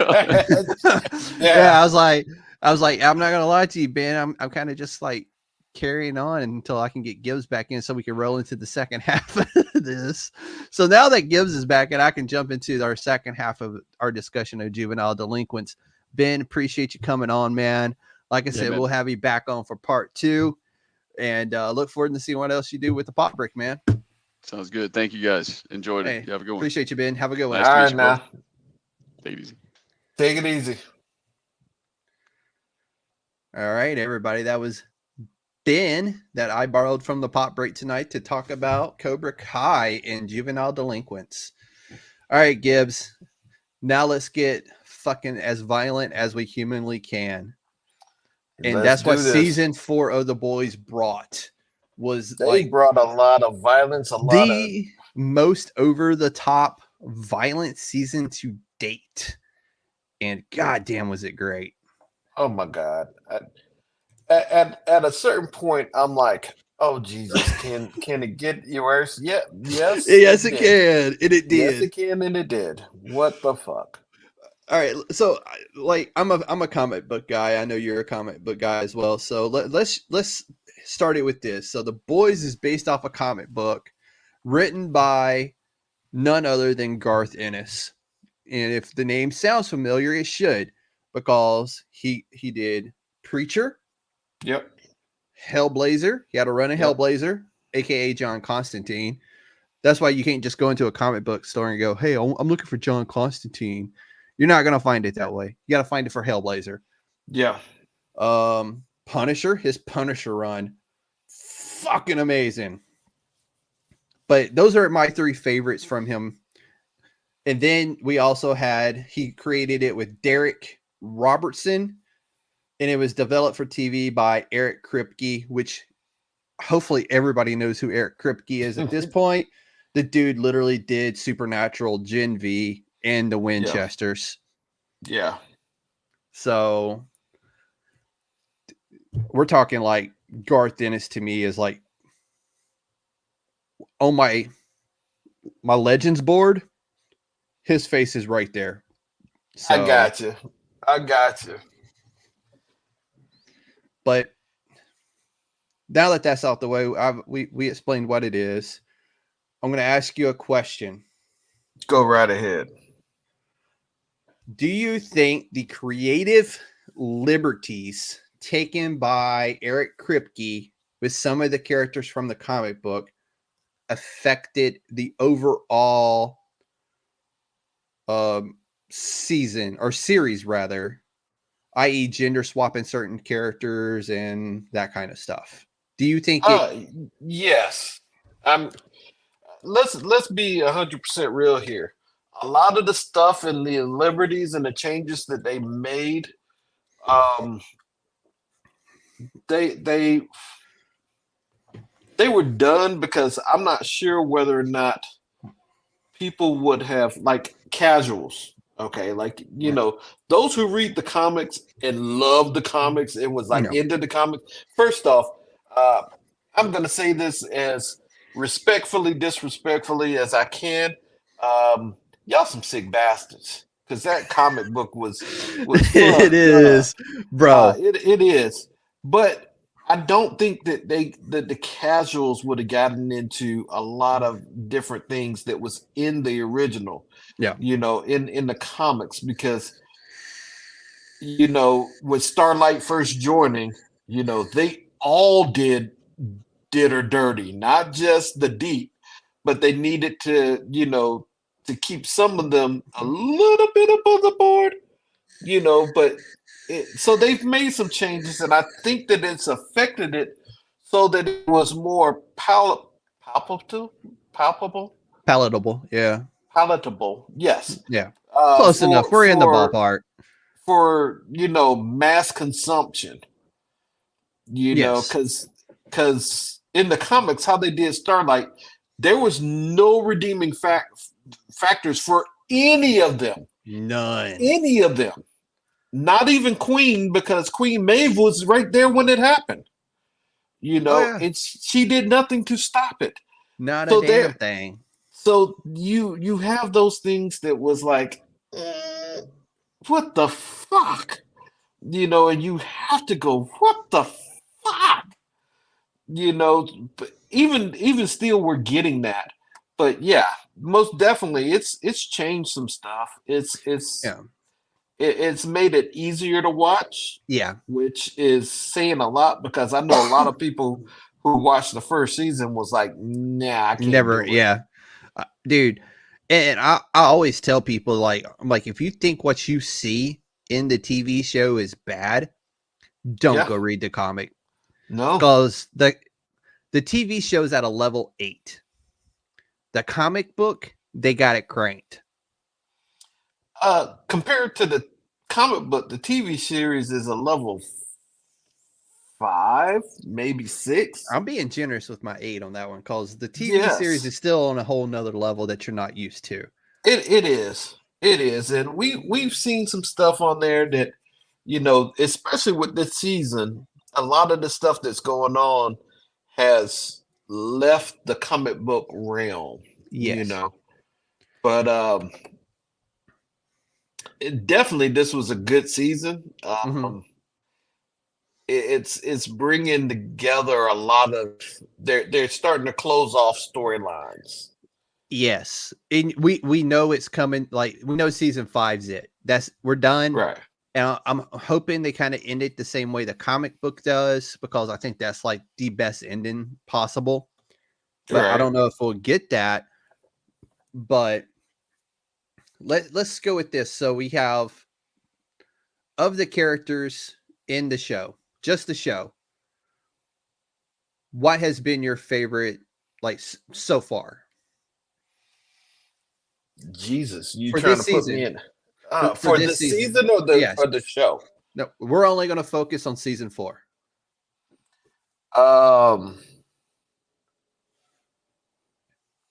What's her name? Sister.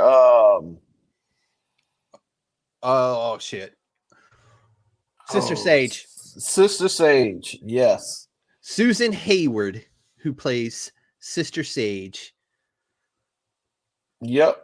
She would have to be my hands down favorite for this season. Okay. For this season, for me, I'm going to go Laz Alonso's Mother's Milk. And it's an odd choice, but I kind of feel like this season gave him his flowers the way they should have been all along. No. Because if they given two things preclude me from having Mother's Milk be the top dude for this season. One is he's by this time in the comic book, he's fought and beat the shit out of Billy Butcher multiple times. And there's a reason why that is, because in this, we don't really, people don't really understand why he's called Mother's Milk. No, it's flipped in the TV series, because in the comic book, it was his mother who was infected with compound V, and when he was born, it caused him he needed his mother's milk to actually survive, even as an adult. He was sucking on them alien tentacle porn teats as they were, not just to survive, but that's how he got his superpowers. That's why he was able to hang with Soups. In this, he's a regular guy. In that, he was, in the comics, he was a Soup himself, But that's how Butcher finally got up on him. Is he went down into Mother Milk's basement, and there was his bloated mom with the teats going Yep. everywhere, and he was like, shoot, that's why it was called Mother's Milk. Yep. The second part is, dude, I don't care how cool you are. I don't care how badass you were this season or the last season, how you stepped up finally to be the team leader. When you get knocked out by a dude's dick slapping you up against the head, and this ain't the first time it's happened. It's a No. reoccurring theme with him In the getting TV choked by show. this In the TV show. In the TV show, it's a recurring theme that he gets smacked up by this dude's dick almost every season. Yeah, So that takes you out of the contention in the running. okay, now I will buy into that. But so funny story. I actually have a note in here about his name is Love Sausage, by the way, in case Love Sausage. In the TV show, he only makes special appearances such as Hero-gasm and that kind of stuff. But on in the comic book, he's actually an ally of the boys. Yes. And yeah, he can literally, just like I think it was 2 Chainz said, throw it over his shoulder. And not just throw it over his shoulder. He can dodge traffic from, the 12th floor of an apartment building. All right, that's enough of Love Sausage until later. Stand by for more. So Mother's Milk, really Kimiko and Frenchie gets his comeuppance, but he also gets his ass whipping that he's well deserved for quite a while. But those to me are kind of like my 3 people who kind of like their characters are finally submitting into the TV series, even though they had been submitted long before in the comic book. I would go Sister Sage, simply because, and some people have a heartache about her saying, "Well, this is how I knew it was going to end, and it had to end. You're welcome." And I was sitting up here going, yo, this chick is so smart. She predicted, she knew how this shit was going to fall to this extent, that he was going to do what he absolutely did. And she predicted, and this is where she wanted him to be. And then she said, he goes, "Why are you doing this?" To see if I can. Yeah. To see if I could. Like they asked her why she hadn't cured cancer, and her answer, "'Cause they won't let me." Yep. Because it's all a political game. She is everything that her character is supposed to be, and just like A-Train said, "Oh, she was with me in teenage kid." She's an asshole. Yeah, she's just blunt, and like she told Homelander, your ego is not going to allow you to take what I say how I say it. She said, "Because I'm not going to beat around the bush." And he's like, yeah, Will. She saw them all coming from a mile away, and she played them all. Yep, everybody. So to me, heads off. And then Kimiko next. Okay. Because I'm sorry, Kimiko is just, Kimiko is Kimiko, man. Yes, she is. And then last but not least, I would say Frenchie.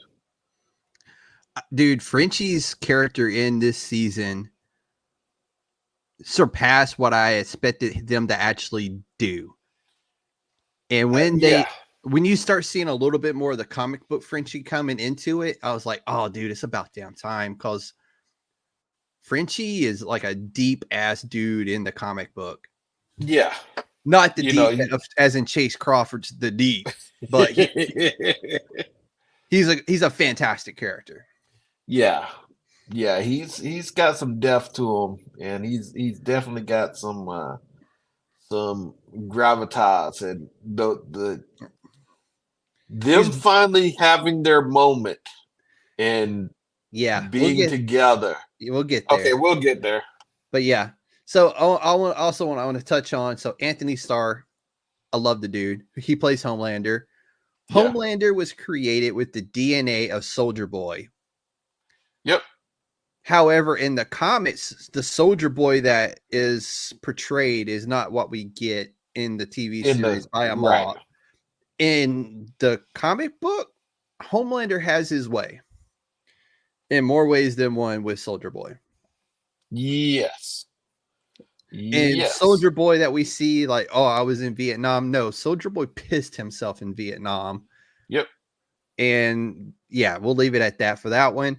And so one of the gender swap characters that I was telling you about earlier and that we were discussing with like how you felt like, with the creative liberties was Victoria Newman. In the comic book, it is Victor Newman. And honestly, I think they did a fantastic job with her character in the TV series. Because otherwise there would have been some really awkward moments in the TV series if it was Victor Newman instead of Victoria Newman. Well, they could have played it off like they always do. I think one of the main reasons why they gender swapped and flipped the name from Victor to Victoria was to separate this Victor Newman from the Victor Newman. Yeah. Who's a bad man in his own right. Not like Victor or Victoria, but yeah. But it's one of the ones that they did, and I was like, at first I was like, I don't know, but then I was like, you know what? Eric Kripke did and the writers of The Boys did such a good job with Victoria Newman. I was like, I ain't even mad. Like what's her name? Claudia Cravetti is the actress who plays her. Actress. She just stand-up job. Oh yeah.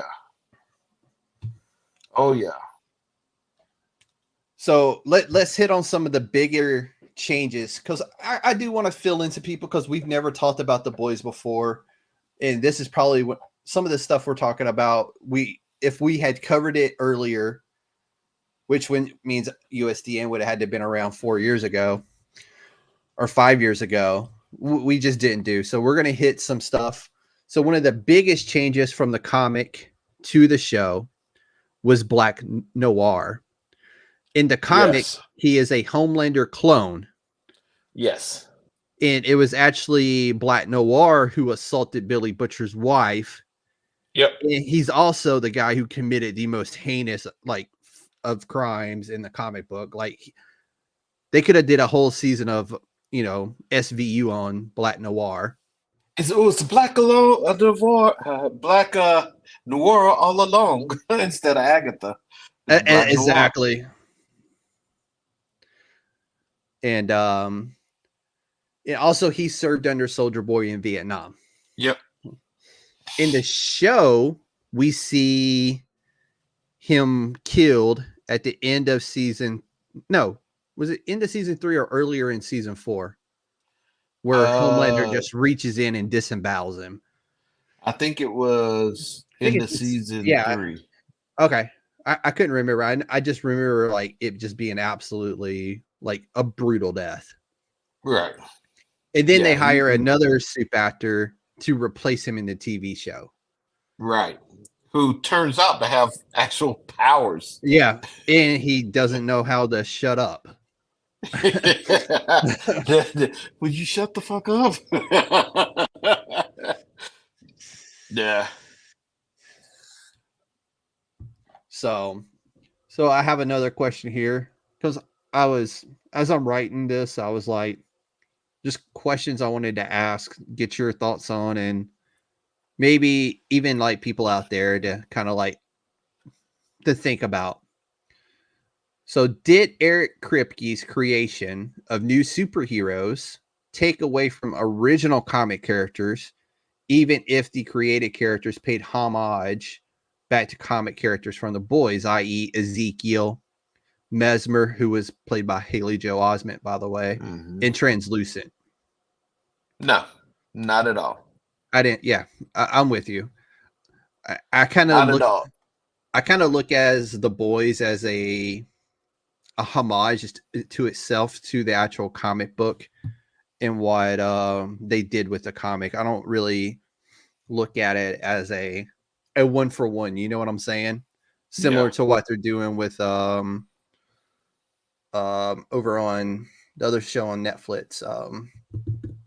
Shit, can't think of it all of a sudden. But anyways, beside the point. Um, yeah, I'm brain farting. But So the what Eric was going for and why it didn't matter is you have all the lore, the basic lore of it.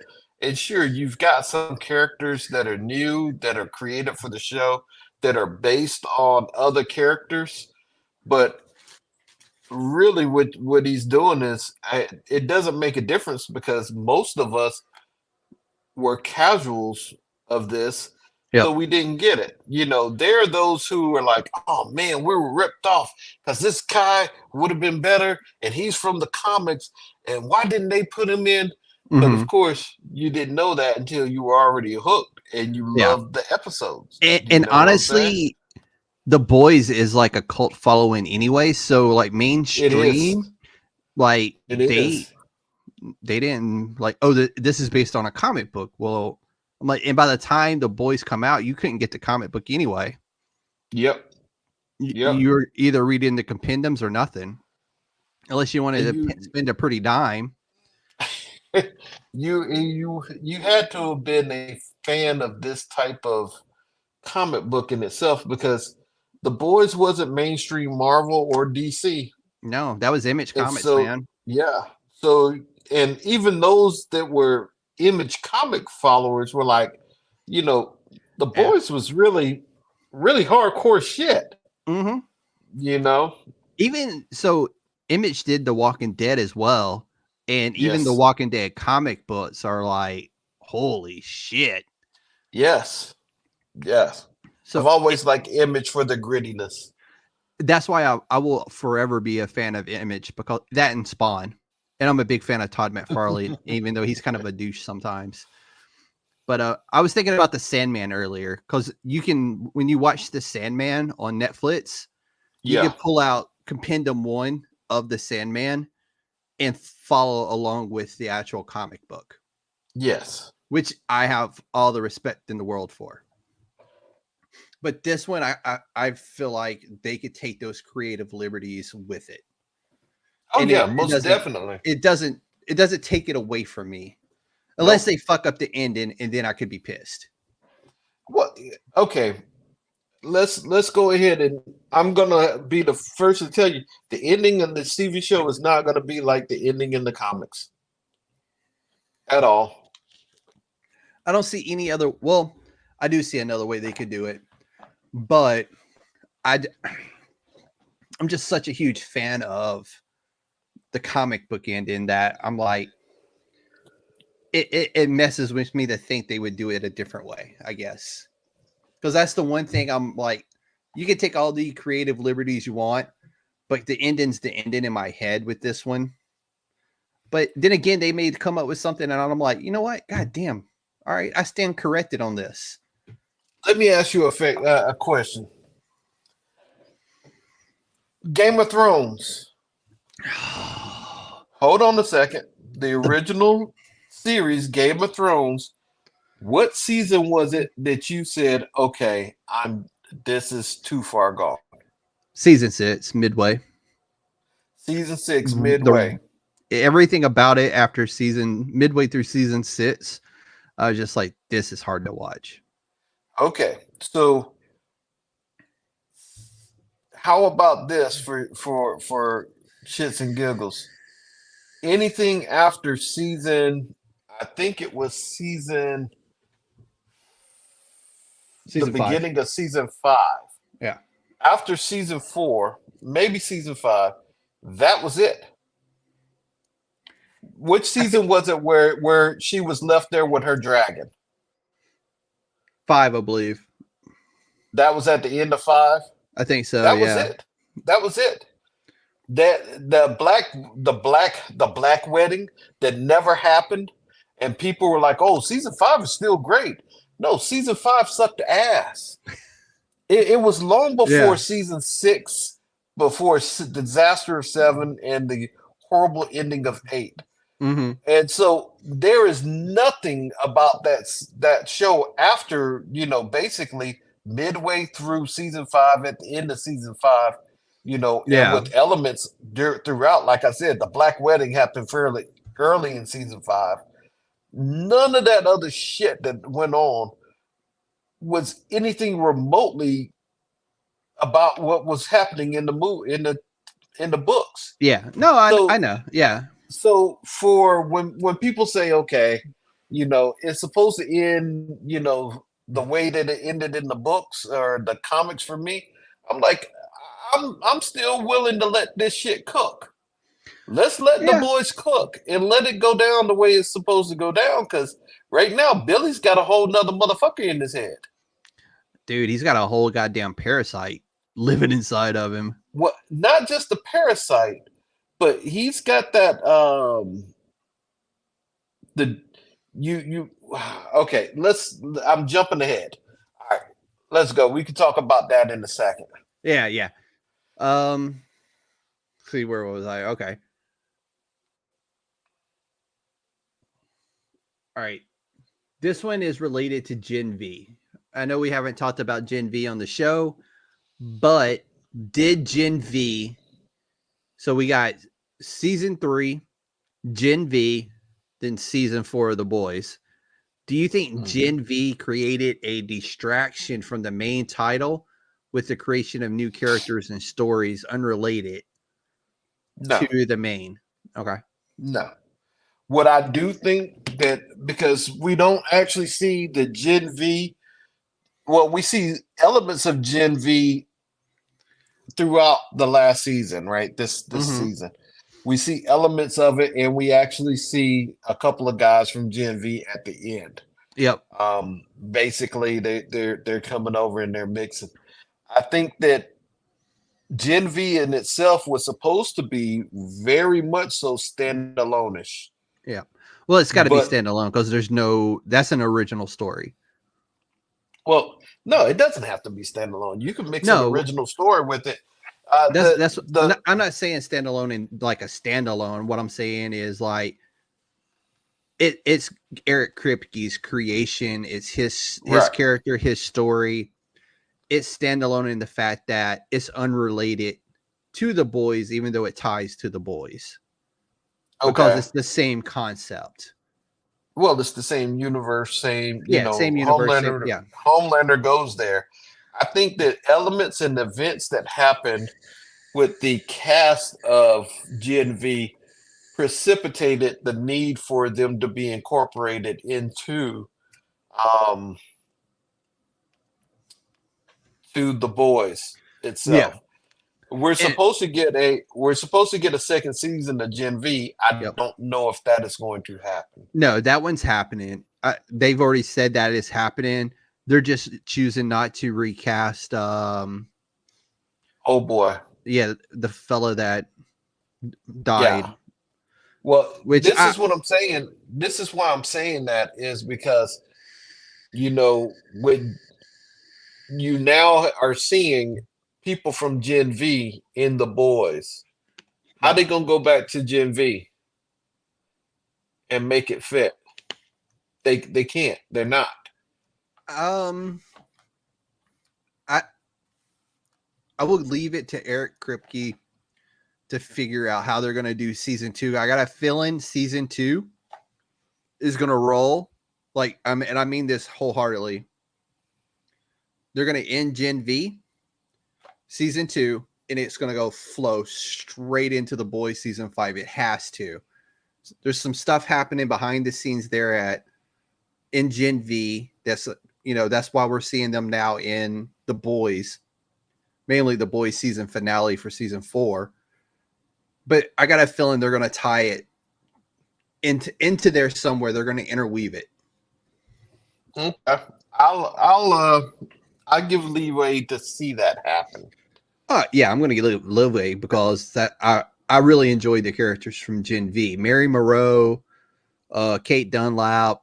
I felt like were two of the stronger characters in there, and we see Kate in the season finale, and Yep. Mary Moreau hasn't. She's still locked up with the others. Yes.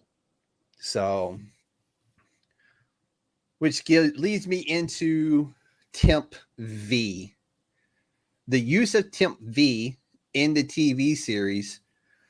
Do you think that takes away from the fact that in the comic book, the boys use super soldier serum that instead of compound V? Like that's what it was called in the comic book, was the super soldier serum compound V, versus Yep. in the TV series, it's just Temp V. Yeah. And it gives them like one, a short amount of like boost. power. Yeah. Yeah. So one, I think that the name change is so that Marvel doesn't sue. Yes. And not just Marvel, but Disney. Yes. There's You a do not difference want that between you. powerhouse. There's a difference between you and Image in your comic book saying it's the Yep. super soldier serum, and Marvel going, It's the what? we're gonna let you get away with it. But now they say it in Disney, the mouse is gonna be like, oh no, we're gonna smack that ass. And So, they're literally gonna smack that ass. So that wouldn't, yeah, I think that there's that reason why they call it Temp V. I don't think it takes anything away from it. I don't think that it changes much. Um, the deterioration of people who, take Temp V. I can't remember in the comics if it happened the same way that, even though it gave them a boost, most people died from it. Mm-hmm. I think they wanted more, and it was a habit forming thing. But there were some side effects to it. I remember that. Yeah. But the Tip V thing, the way that they have it going, if Butcher from his use of it is having such bad effects, how come, Huey hasn't had that same thing, or is he? When will he? It was Yeah. pretty fucked up with his dad. That shit. Oh Bro, my that God. shit was What? fucking What? brutal. What? Oh my God. I was sitting there going, no, no, no, no, no, no. And the fact that his mom had to see that shit, and how his mom and his dad were getting back together, and which, on another note, there's so many people out there that hated that whole part of it, and they're like, "Oh, his Mm-hmm. mom, she should have died, and she ain't worth shit." We don't know all the ins and outs of their Yeah. shit, We do start She, to get some of her story tied in yeah, she now. couldn't handle it. She had Yeah. postpartum and all this other shit, and that's a real shit. And to find out that her and him, his mom and his dad have been communicating for a few years now. That's life. Yeah. And it's messy. But Hugh, uh, I felt bad for his dad, because his dad is probably one of the best people in the whole fucking show. Bro, hands fucking down. From season 1 to the moment he takes his last breath on screen, Yes. god damn. And the dude that plays him, what's his name? Fucking Shaun of the Dead, dude. I wish I could remember his name. Simon Pegg. Simon Pegg, thank you. Dude, he's one of those guys, like, I see his name pop up on something. Yeah. I'm watching and it. I'm gonna watch it. I'm gonna watch it. And I know he's got most another definitely. movie coming out too. I want to say it's like a follow-up to Shaun of the Dead, like a what happens after, I think. Right. And I'm like, dude, I'm here for it. Just put it on the screen. I'm here, because I do enjoy anything he does. So, and I know this next question that I want to talk to you about is probably one of my, I go back and forth on it, right? So in the comic book, we get the female. Yes, However, the female of her in the kind. boys, we get Kimiko. Same person, same everything, but they humanize her in the TV series, basically. Yeah. What is your favorite version, or which version do you prefer of the character, Kimiko or the female? Because in the comic book, she's the female. That's it. I want to say Kamiko because Kamiko is more relatable. I'm with Um, you. Yeah. and that's by design. They could have made her exactly like, the female of her kind, and just but you wouldn't have those same moments of Mm-hmm. Kamiko being Kamiko. You Yeah. know what I'm saying? You don't have those. Um, and for an actress to go, what is 4 seasons and Never not saying say a a word. fucking word, So, so but you the you actress who you plays say her so much. is Karen Fukuhara, and Yes, she is Katana amazing. Yes, Katana, you're absolutely right. She's amazing, dude. Like the from the amount Better of Suicide Squad. yep. Hey, there's no arguments here, dude. No, that was for all the other people out there. The Tims. I said that out loud, didn't I? But no, like I watched her on Instagram and like this, like everything that she done to become Kimiko, learning hmm sign language and doing all this stuff. And I'm just like, God, she put in the work. And that's probably You what you she's in one of my favorite characters throughout this entire thing. Even in the you comic book. you have to go to some other place to be able to draw that much Emotion. words, emotion, and everything without saying things. Just the looks that she gives, just the shifting of the eyes, the contours of the face. You know exactly what she's saying without her saying it. Mm-hmm. You Even though know what she's I'm doing saying? sign language. Yes. But She's even when doing she sign wasn't doing language. it, Yeah. like she could tell the story with just looks. And Yes. that's why like the first time I sit down and watched season 1 and she's introduced and I'm just like, damn, this girl gets it. Like she could tell she went and studied the comic book and hmm who this character was, and she didn't Yep. just take it as a, oh, they say I'm this. No, she put in the work and it shows. So I'm not mad. And I like you, I do prefer Kimiko because unlike the comic book, in the show she's more humanized, and I think dude, Karen Fukuhara, God, she's fucking slaying it, dude. She's brilliant. Mad Oh props to yeah. her.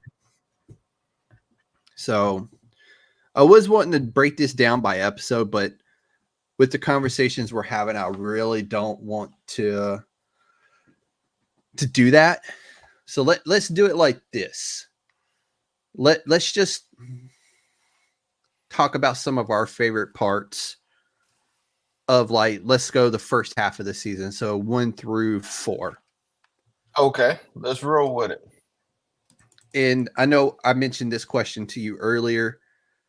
Did Mother's Milk get the hmm respect he earned, and why did Butcher always feel the need to shat on Mother's Milk? And we're talking Oh, TV show Mother's Milk, not right, comic book right. Mother's Milk. Okay, one, no, Mother's Milk doesn't get the respect that he deserves. I think that he's got a chance, and him seeing it. There's a reason why they can, at a few times, even Starlight was like, "We need Butcher back. Yeah. We need Butcher." because Mother's Milk in the comics cannot and will not do the things that Butcher does. Mm-hmm. And he's given the chance to lead the team, and it doesn't exactly go the way that he wants to.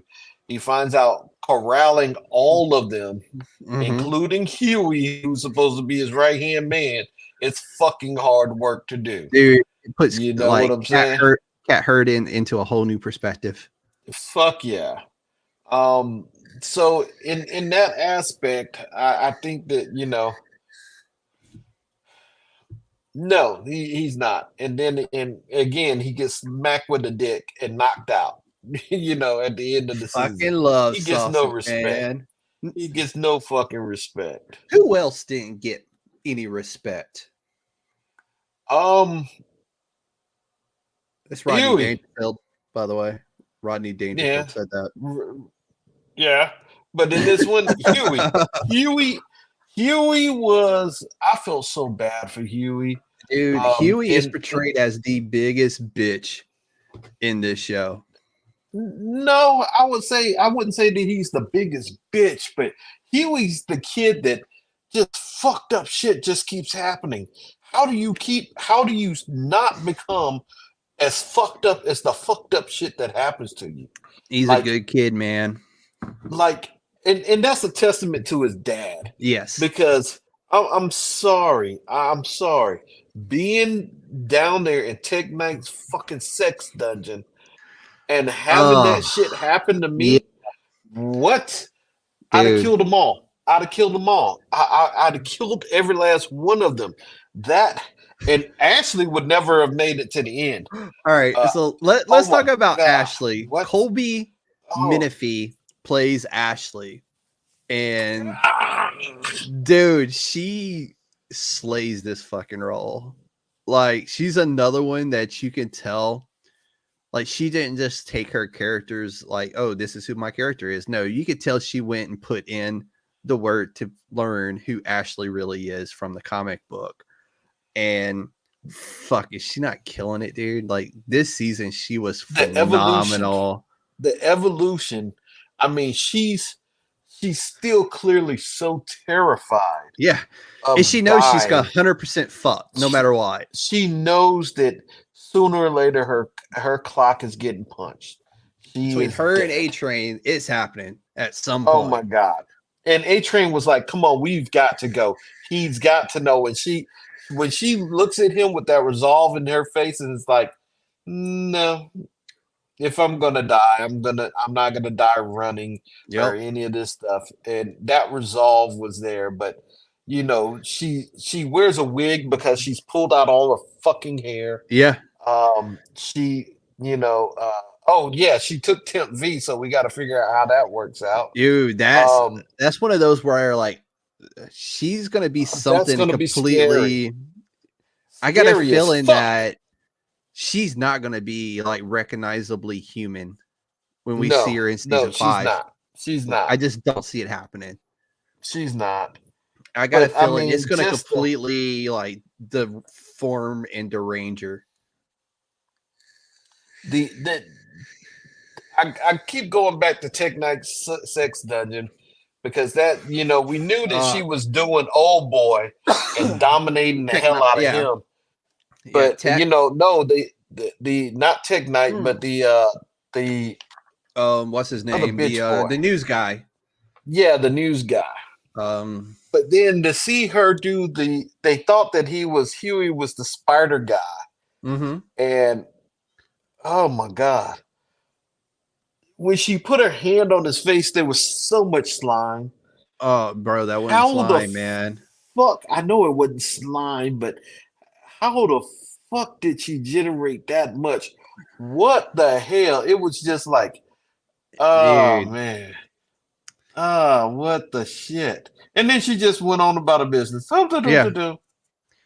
Man, fucking mad props to Huey too, man. Fucking Jack Quaid. I love the dude, man. He's brilliant. And he bodies this character. Like, if they decide 10 years from now, like, oh, we're gonna reboot the boys, the fuck you are. Jack Quaid ain't gonna come back and play Huey. Listen, he again, over the years and over the seasons, how does he not just become as murderous as Billy is? I mean, he's murked some guys, some on accident, some on purpose. Well, But let's go back to the very first person he killed by accident, translucent, when he shoved a stick of dynamite up his fucking ass. Yeah, yeah, that was one of those things. I wholeheartedly, but Billy, the butcher, kills on a whim. Yeah. Sometimes it's not necessary for him to do the things that he does. Huey is not there yet, and Huey could be. In the comic books, Huey got to that point. Dude, Huey got to the point where he would just do it. Yes, and that was the point of Huey, the degradation of Huey in the comics. He's not there yet, but seeing how they ended season 4, I got a feeling may get there. And since we're gonna freelance this whole thing, when he sees what was his friend in Victoria Newman get ripped apart by the butcher. Yeah, I think that could be when we see him come back in season 5. I think that's the version of Huey we're gonna get. Like, he kind of knows, like, this is it for us. I don't think that it was Victoria doing that, because he had warned Victoria. He had told her, you keep going down this route, you're going to die, and it's not going to be good. I think the part of it is at the end, they separated him and Starlight and took him down. Well, Starlight did get away. Oh yeah, she got away, but he's done. I think that's going to be the one that got it. Yeah, and it's again, and that wasn't really Butcher that killed Victoria. No, that was the parasite. The parasite. Yep. So, his cancer evolved into a parasite with the use of Compound V. Yep. Because you notice now the cancer isn't killing him. He's not debilitated. Yep. But he's also not 100% in control of himself. Oh, he's not Billy. That's not Billy. That's the parasite. Yeah. 100%. All right, I want to talk about really episode 4. Let's do episode 4, because I kind of felt like that was Homelander's beginning to his end. I think this is where he really kind of fucking loses himself in his own head, other than the fact that he's collecting his gray hairs in a jar. Right. And I'm not going to say what hair it was. But so he goes back to the lab that he was grown in, and he torments and tortures like the main people at the lab.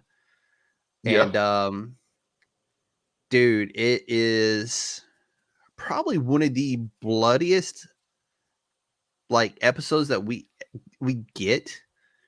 Because, I mean, the one guy who used to watch him in the furnace. The kiln, the furnace. Yep, he cooks the dude. Like, crispy critters, this motherfucker. Like, it got so hot, it burned the bone in the ash. And I was like, oh, damn. He's like, you used to watch me when I was a kid, when y'all would stick me in here to see if it would burn me. Yep, and how hot it got. And he goes, I never burned, but that shit still hurt. Yeah. Like the one dude, he shot his dick off. He didn't just shoot his dick off. He put a hole through where through his body is. His junk used to be. Yeah. And then finally the lady in charge, I forgot did he just lock her in the silence room? He locked her in the silence room with all of their dead bodies. Yes, like all the lab techs, Yeah, everybody. he killed the rest of them and locked her in there with them. And you know what's going to happen to her in this room where you can hear nothing but your blood flowing through your body. Yep. Like how fast it would take for it to like drive you insane. Now I don't think that was where he really started losing himself at. I mean, I he think that started. Yeah, go ahead. So remember, he talked about this whole season from last season, the ending of last season, and throughout the season was them doing whatever the fuck that they want to do because he's Who's going to stop Homelander. him? Who the fuck is going to Yeah. stop him? And so going back, he had always had terror about this place and those people. This was him taking back, in the bloodiest, most fucked up way that he knew how. But basically, he was subjecting them to the same shit that subjecting them to the same shit that they subjected him to, and did so for years. They basically tortured him. I had no problem with Homelander doing this. Yeah. For me, where he started losing it was seeing that his son wanted more to do with Billy the Butcher than him. Yeah. You're right. That right there started fucking with him on a whole nother level. Yeah. And then him getting a new milkmaid. Fucking what's her name? Firecracker. Yeah. Yeah, that scene right there, just the surprise that he had, like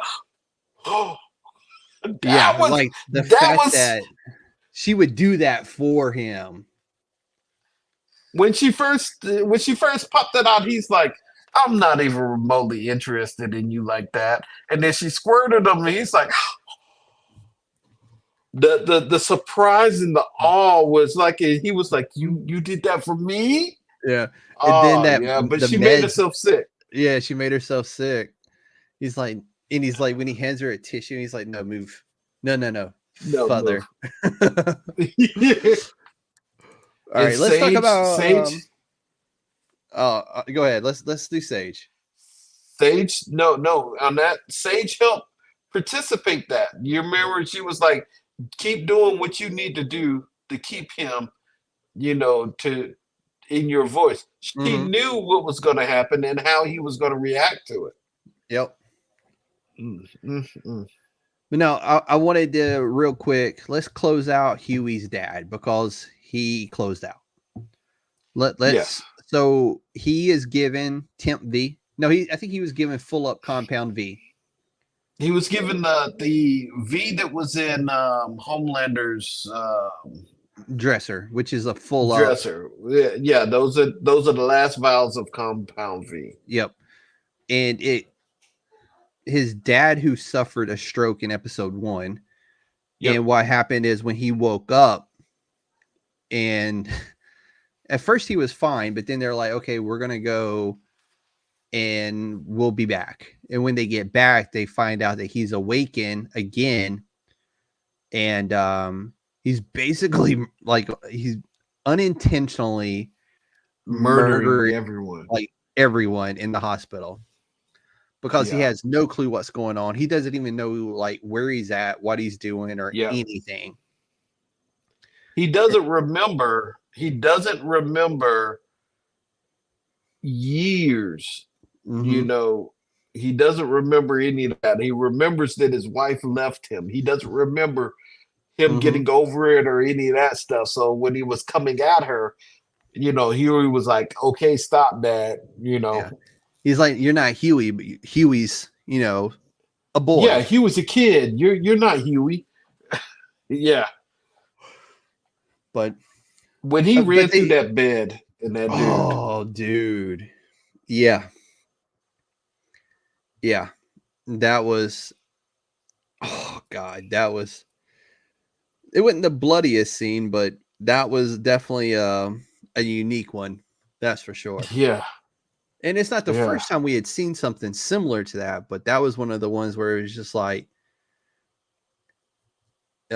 who got the worst of that deal, the dead guy or Huey's dad?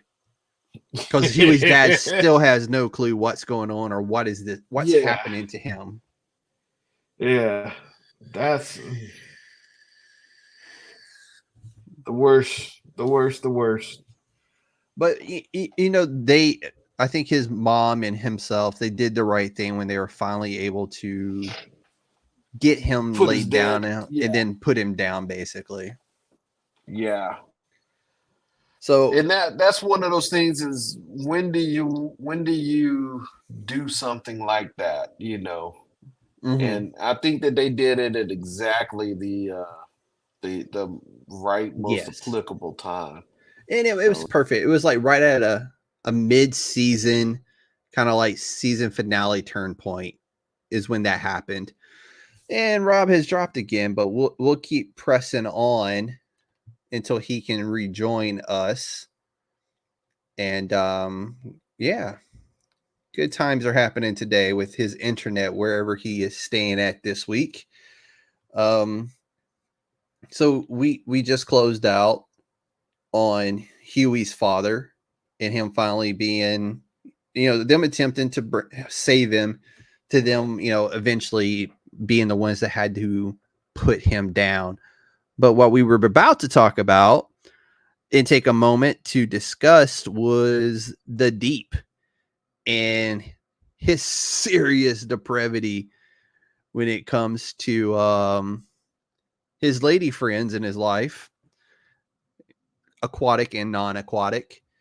And I was going to give big ups to Chase Crawford, who brought the Deep's character to the screen for us. And that dude, like, freaking nailed this role. Like, there can never be another Deep after this because Chase Crawford absolutely slammed this role. Um, he, he lost his wife, his newfound wife that they gave to him to help cure him of whatever was ailing him in his depraved ways, to having his secret girlfriend in the closet, i.e. his octopus. And that was fucked up, really fucked up, to him eventually, having relations with Sage, who apparently also was just as depraved as him, maybe not as much, but still nonetheless, she was just as depraved, between her taking advantage of the poor old Deep and Black Noir at the time. So we've already hit on Tech Knight's House of Depravity and Huey's undercover business as the Web Weaver. And we're kind of closing in toward the end of season 4. And I was wanting to kind of like dig into basically where we are going in season 5, with them having the ability to make the virus that could possibly kill all the soups, to include Homelander, to them just having maybe, I think, enough to possibly kill Homelander, maybe. So there's that. And really, episode 8 is kind of like we get to visit. Ron visits Butcher in the hospital with Mallory, and they were trying to convince Ron to possibly kill his father. But that kind of upsets Ron, and Ron does accidentally kill Mallory, who has been the biggest points of Hey, late's better than never, man. Because right now I am talking to myself because Rob dropped out for like the 5th time, and I'm just trying to make it through to the end, and I can close out this episode because this has been a rough one as we've been talking about the boys. And but yeah, so Ryan accidentally kills Mallory and runs away from. Basically, Ryan should have just ran the fuck away to begin with, because nobody in his life was a positive influence on that poor kid. And it's bad enough he's Homelander's son. And then so again, with Homelander's, growing paranoia, he directs what's left of the 7 to kill everyone in Vought Tower, and who may or may not have discriminating evidence against the crimes that these 7 have committed. Which, I mean, really, everybody knows what the 7 has committed and all the crimes they have done. But in that haste, Ashley, poor old Ashley, went from the CEO of the company to being just a flunky in the company, leads her to injecting herself with Compound V. And we never really see her after she injects herself with Compound V. So it's going to be interesting when season 5 rolls around, what has become of Ashley and her injecting herself with the Compound V. I got a feeling it's not going to be a pretty sight for her, but who knows? And as I was saying earlier, now, Kamiko ends up infected with the virus that could possibly take out all the soups. And then, so Frenchie saws off her leg very violently to save Kamiko's life, because we all know Kamiko is going to regrow her leg. So that's going to be a kind of a non-issue there. And then Frenchie uses her infected leg to recreate the virus that it is going to be able to supposedly kill the soups. And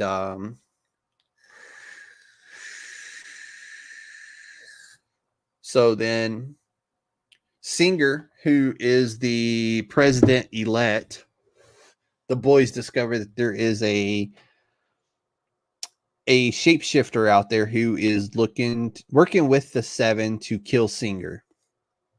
That way they can put Victoria Newman in charge. But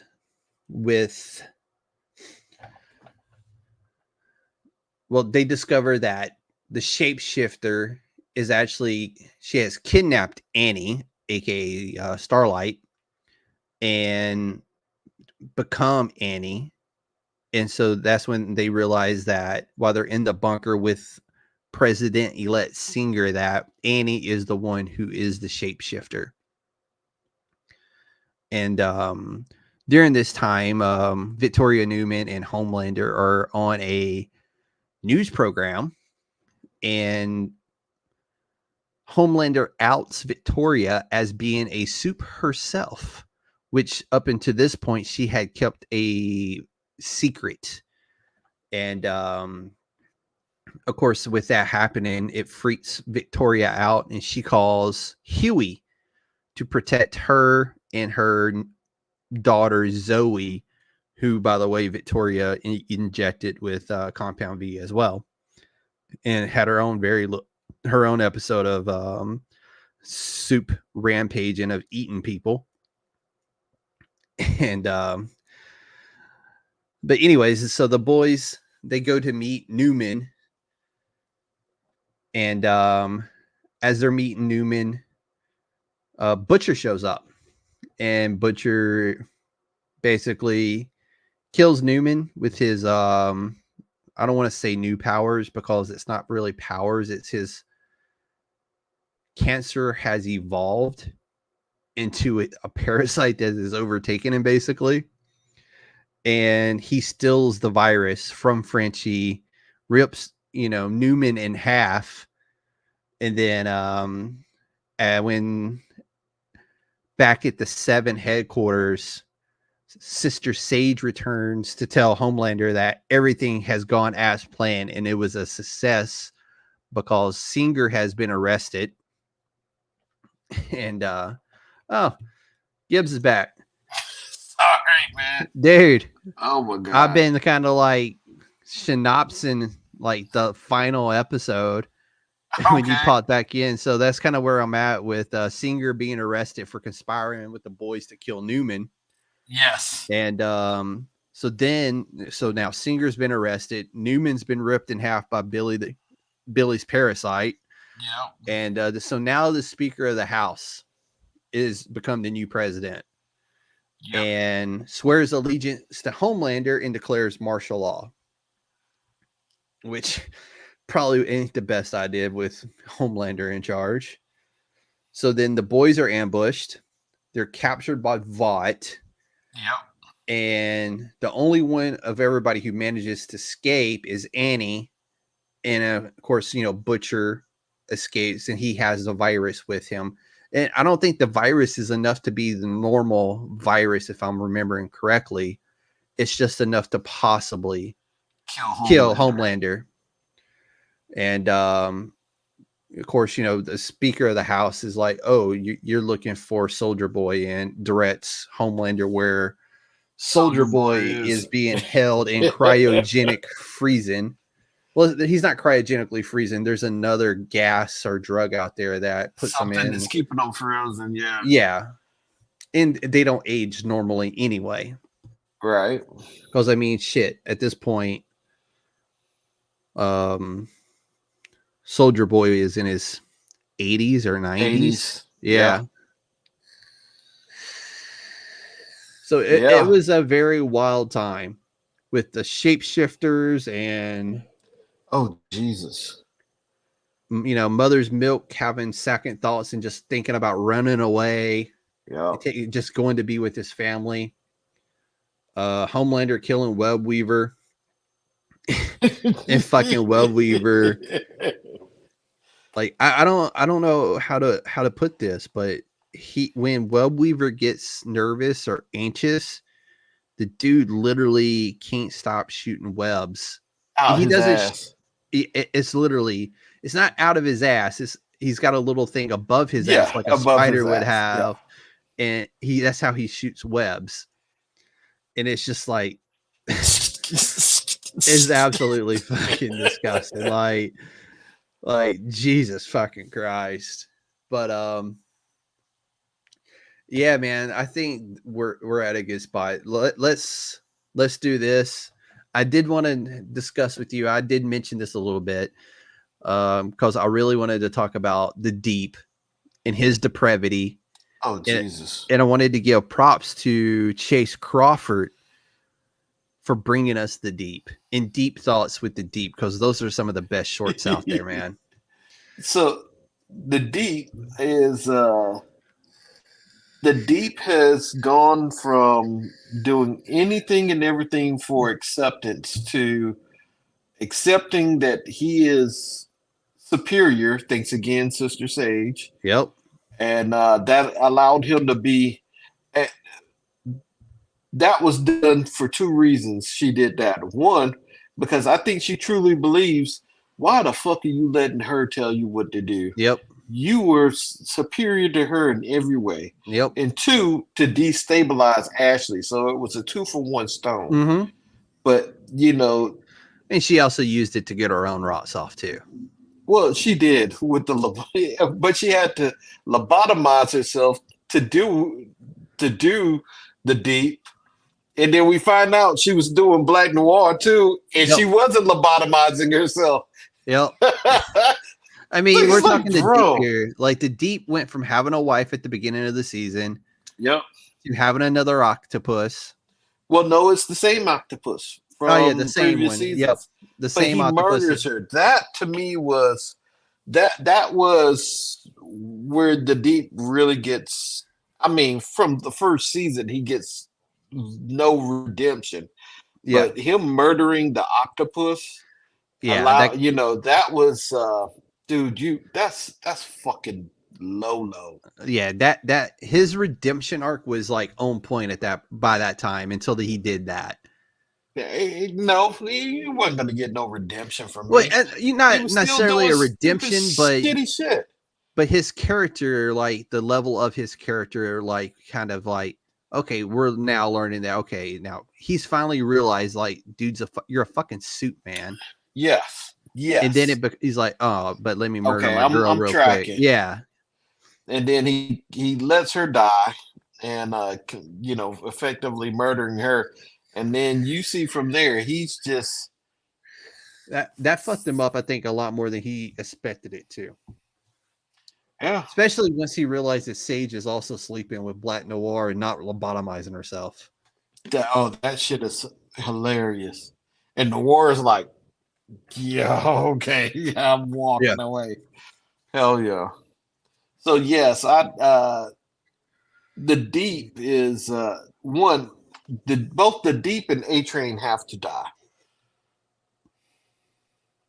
Absolutely. Yeah. They both have to die for different reasons, but they both have to die. Yeah. The second Black Noir. The first one's already dead. He had his shit ripped out.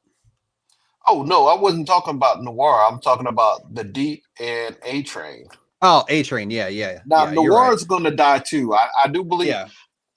I believe Noir's going to die, or he might die. He has a 50-50 chance of making it because he's just doing the shit because that's what he was hired to do. That's what he was hired to do. And he's like, okay, but he doesn't really want to. He's like, dude, this is some fucked up shit. He's dude, when he started talking, I was like, oh my God. All right. But he's not above doing some doing the shit, but he's like, what the fuck are we doing? I just want to know direction.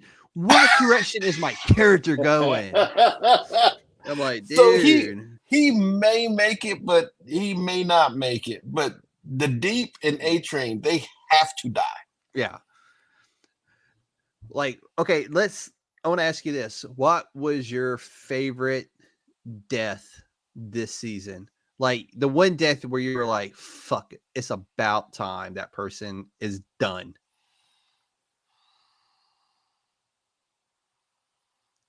Oh shit. What?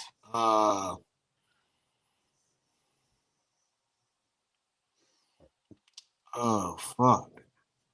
I know. I saved a hard one for last. What? The one this season that said, ha ha, yes, I'm glad they're dead. Yes. I don't know if I have one of those.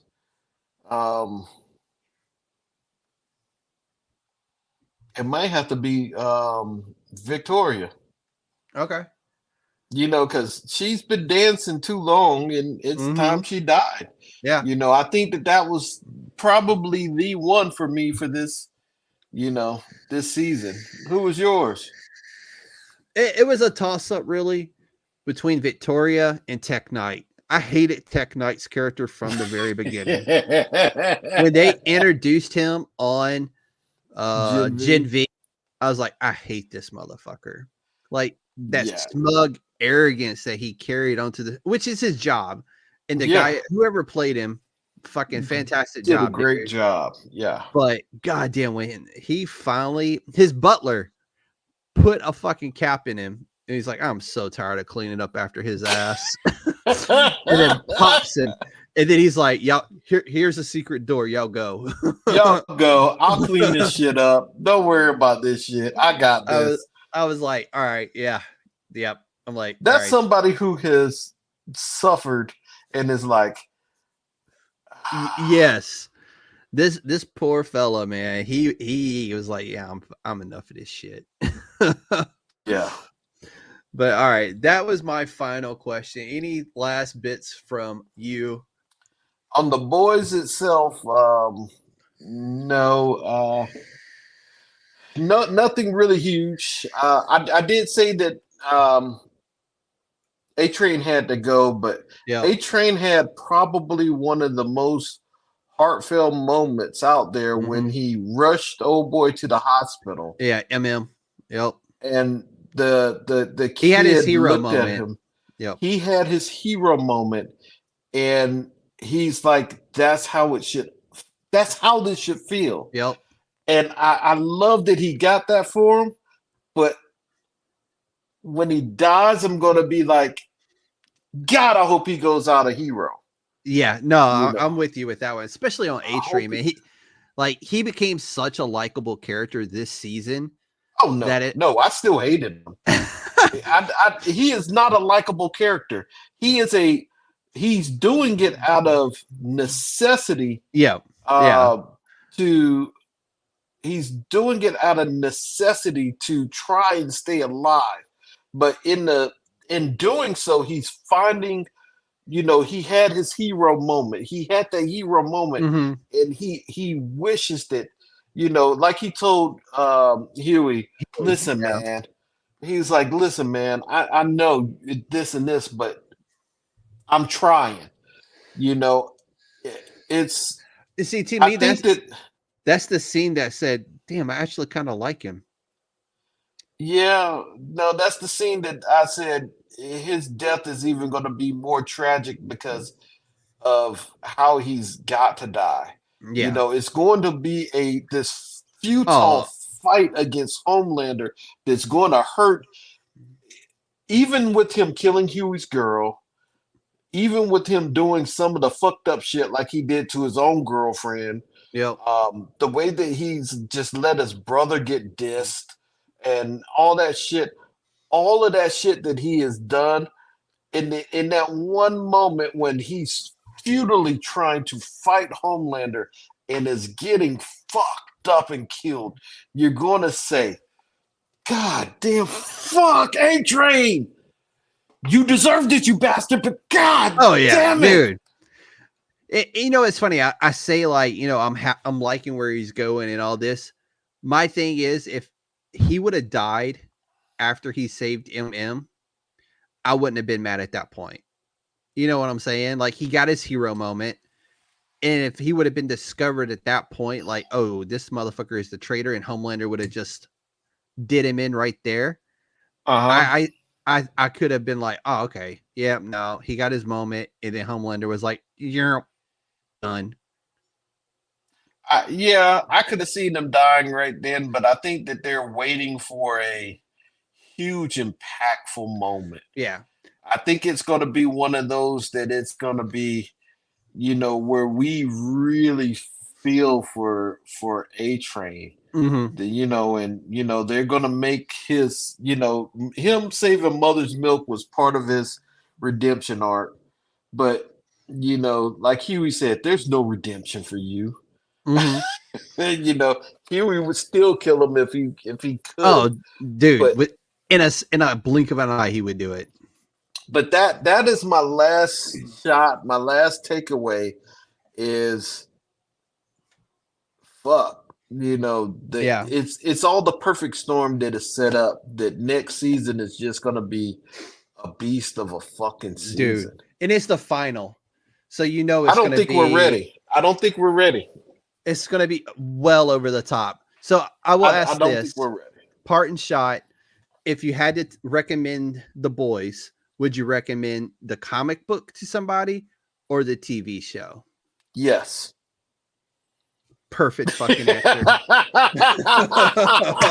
Yes.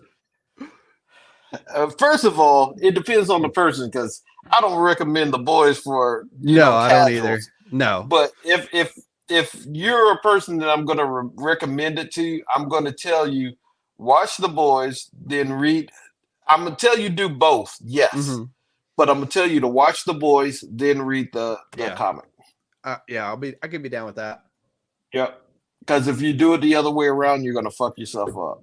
Yeah, you're definitely gonna fuck. You're not gonna want to do the other one if you read it first. Exactly.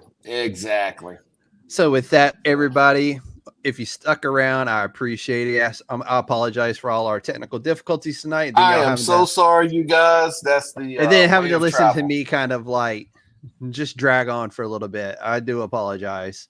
With that, I want to thank everybody that did tune in for tuning in. Big props to Ben and the Pop Break for loaning me Ben, basically.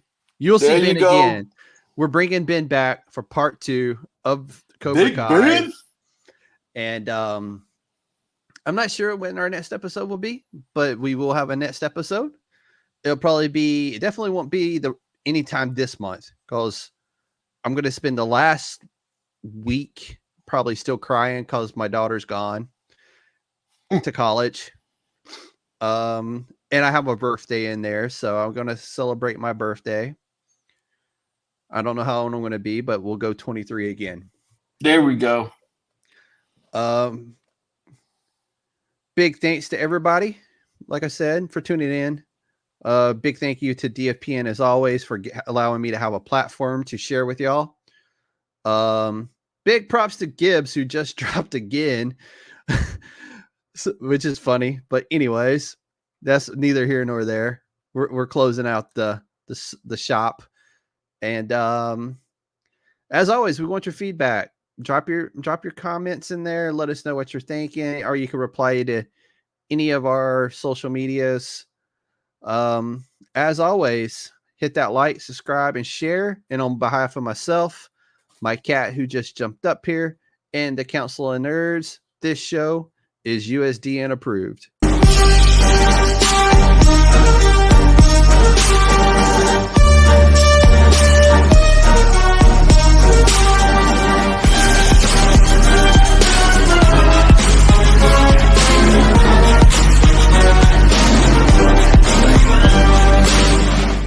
It's a trap!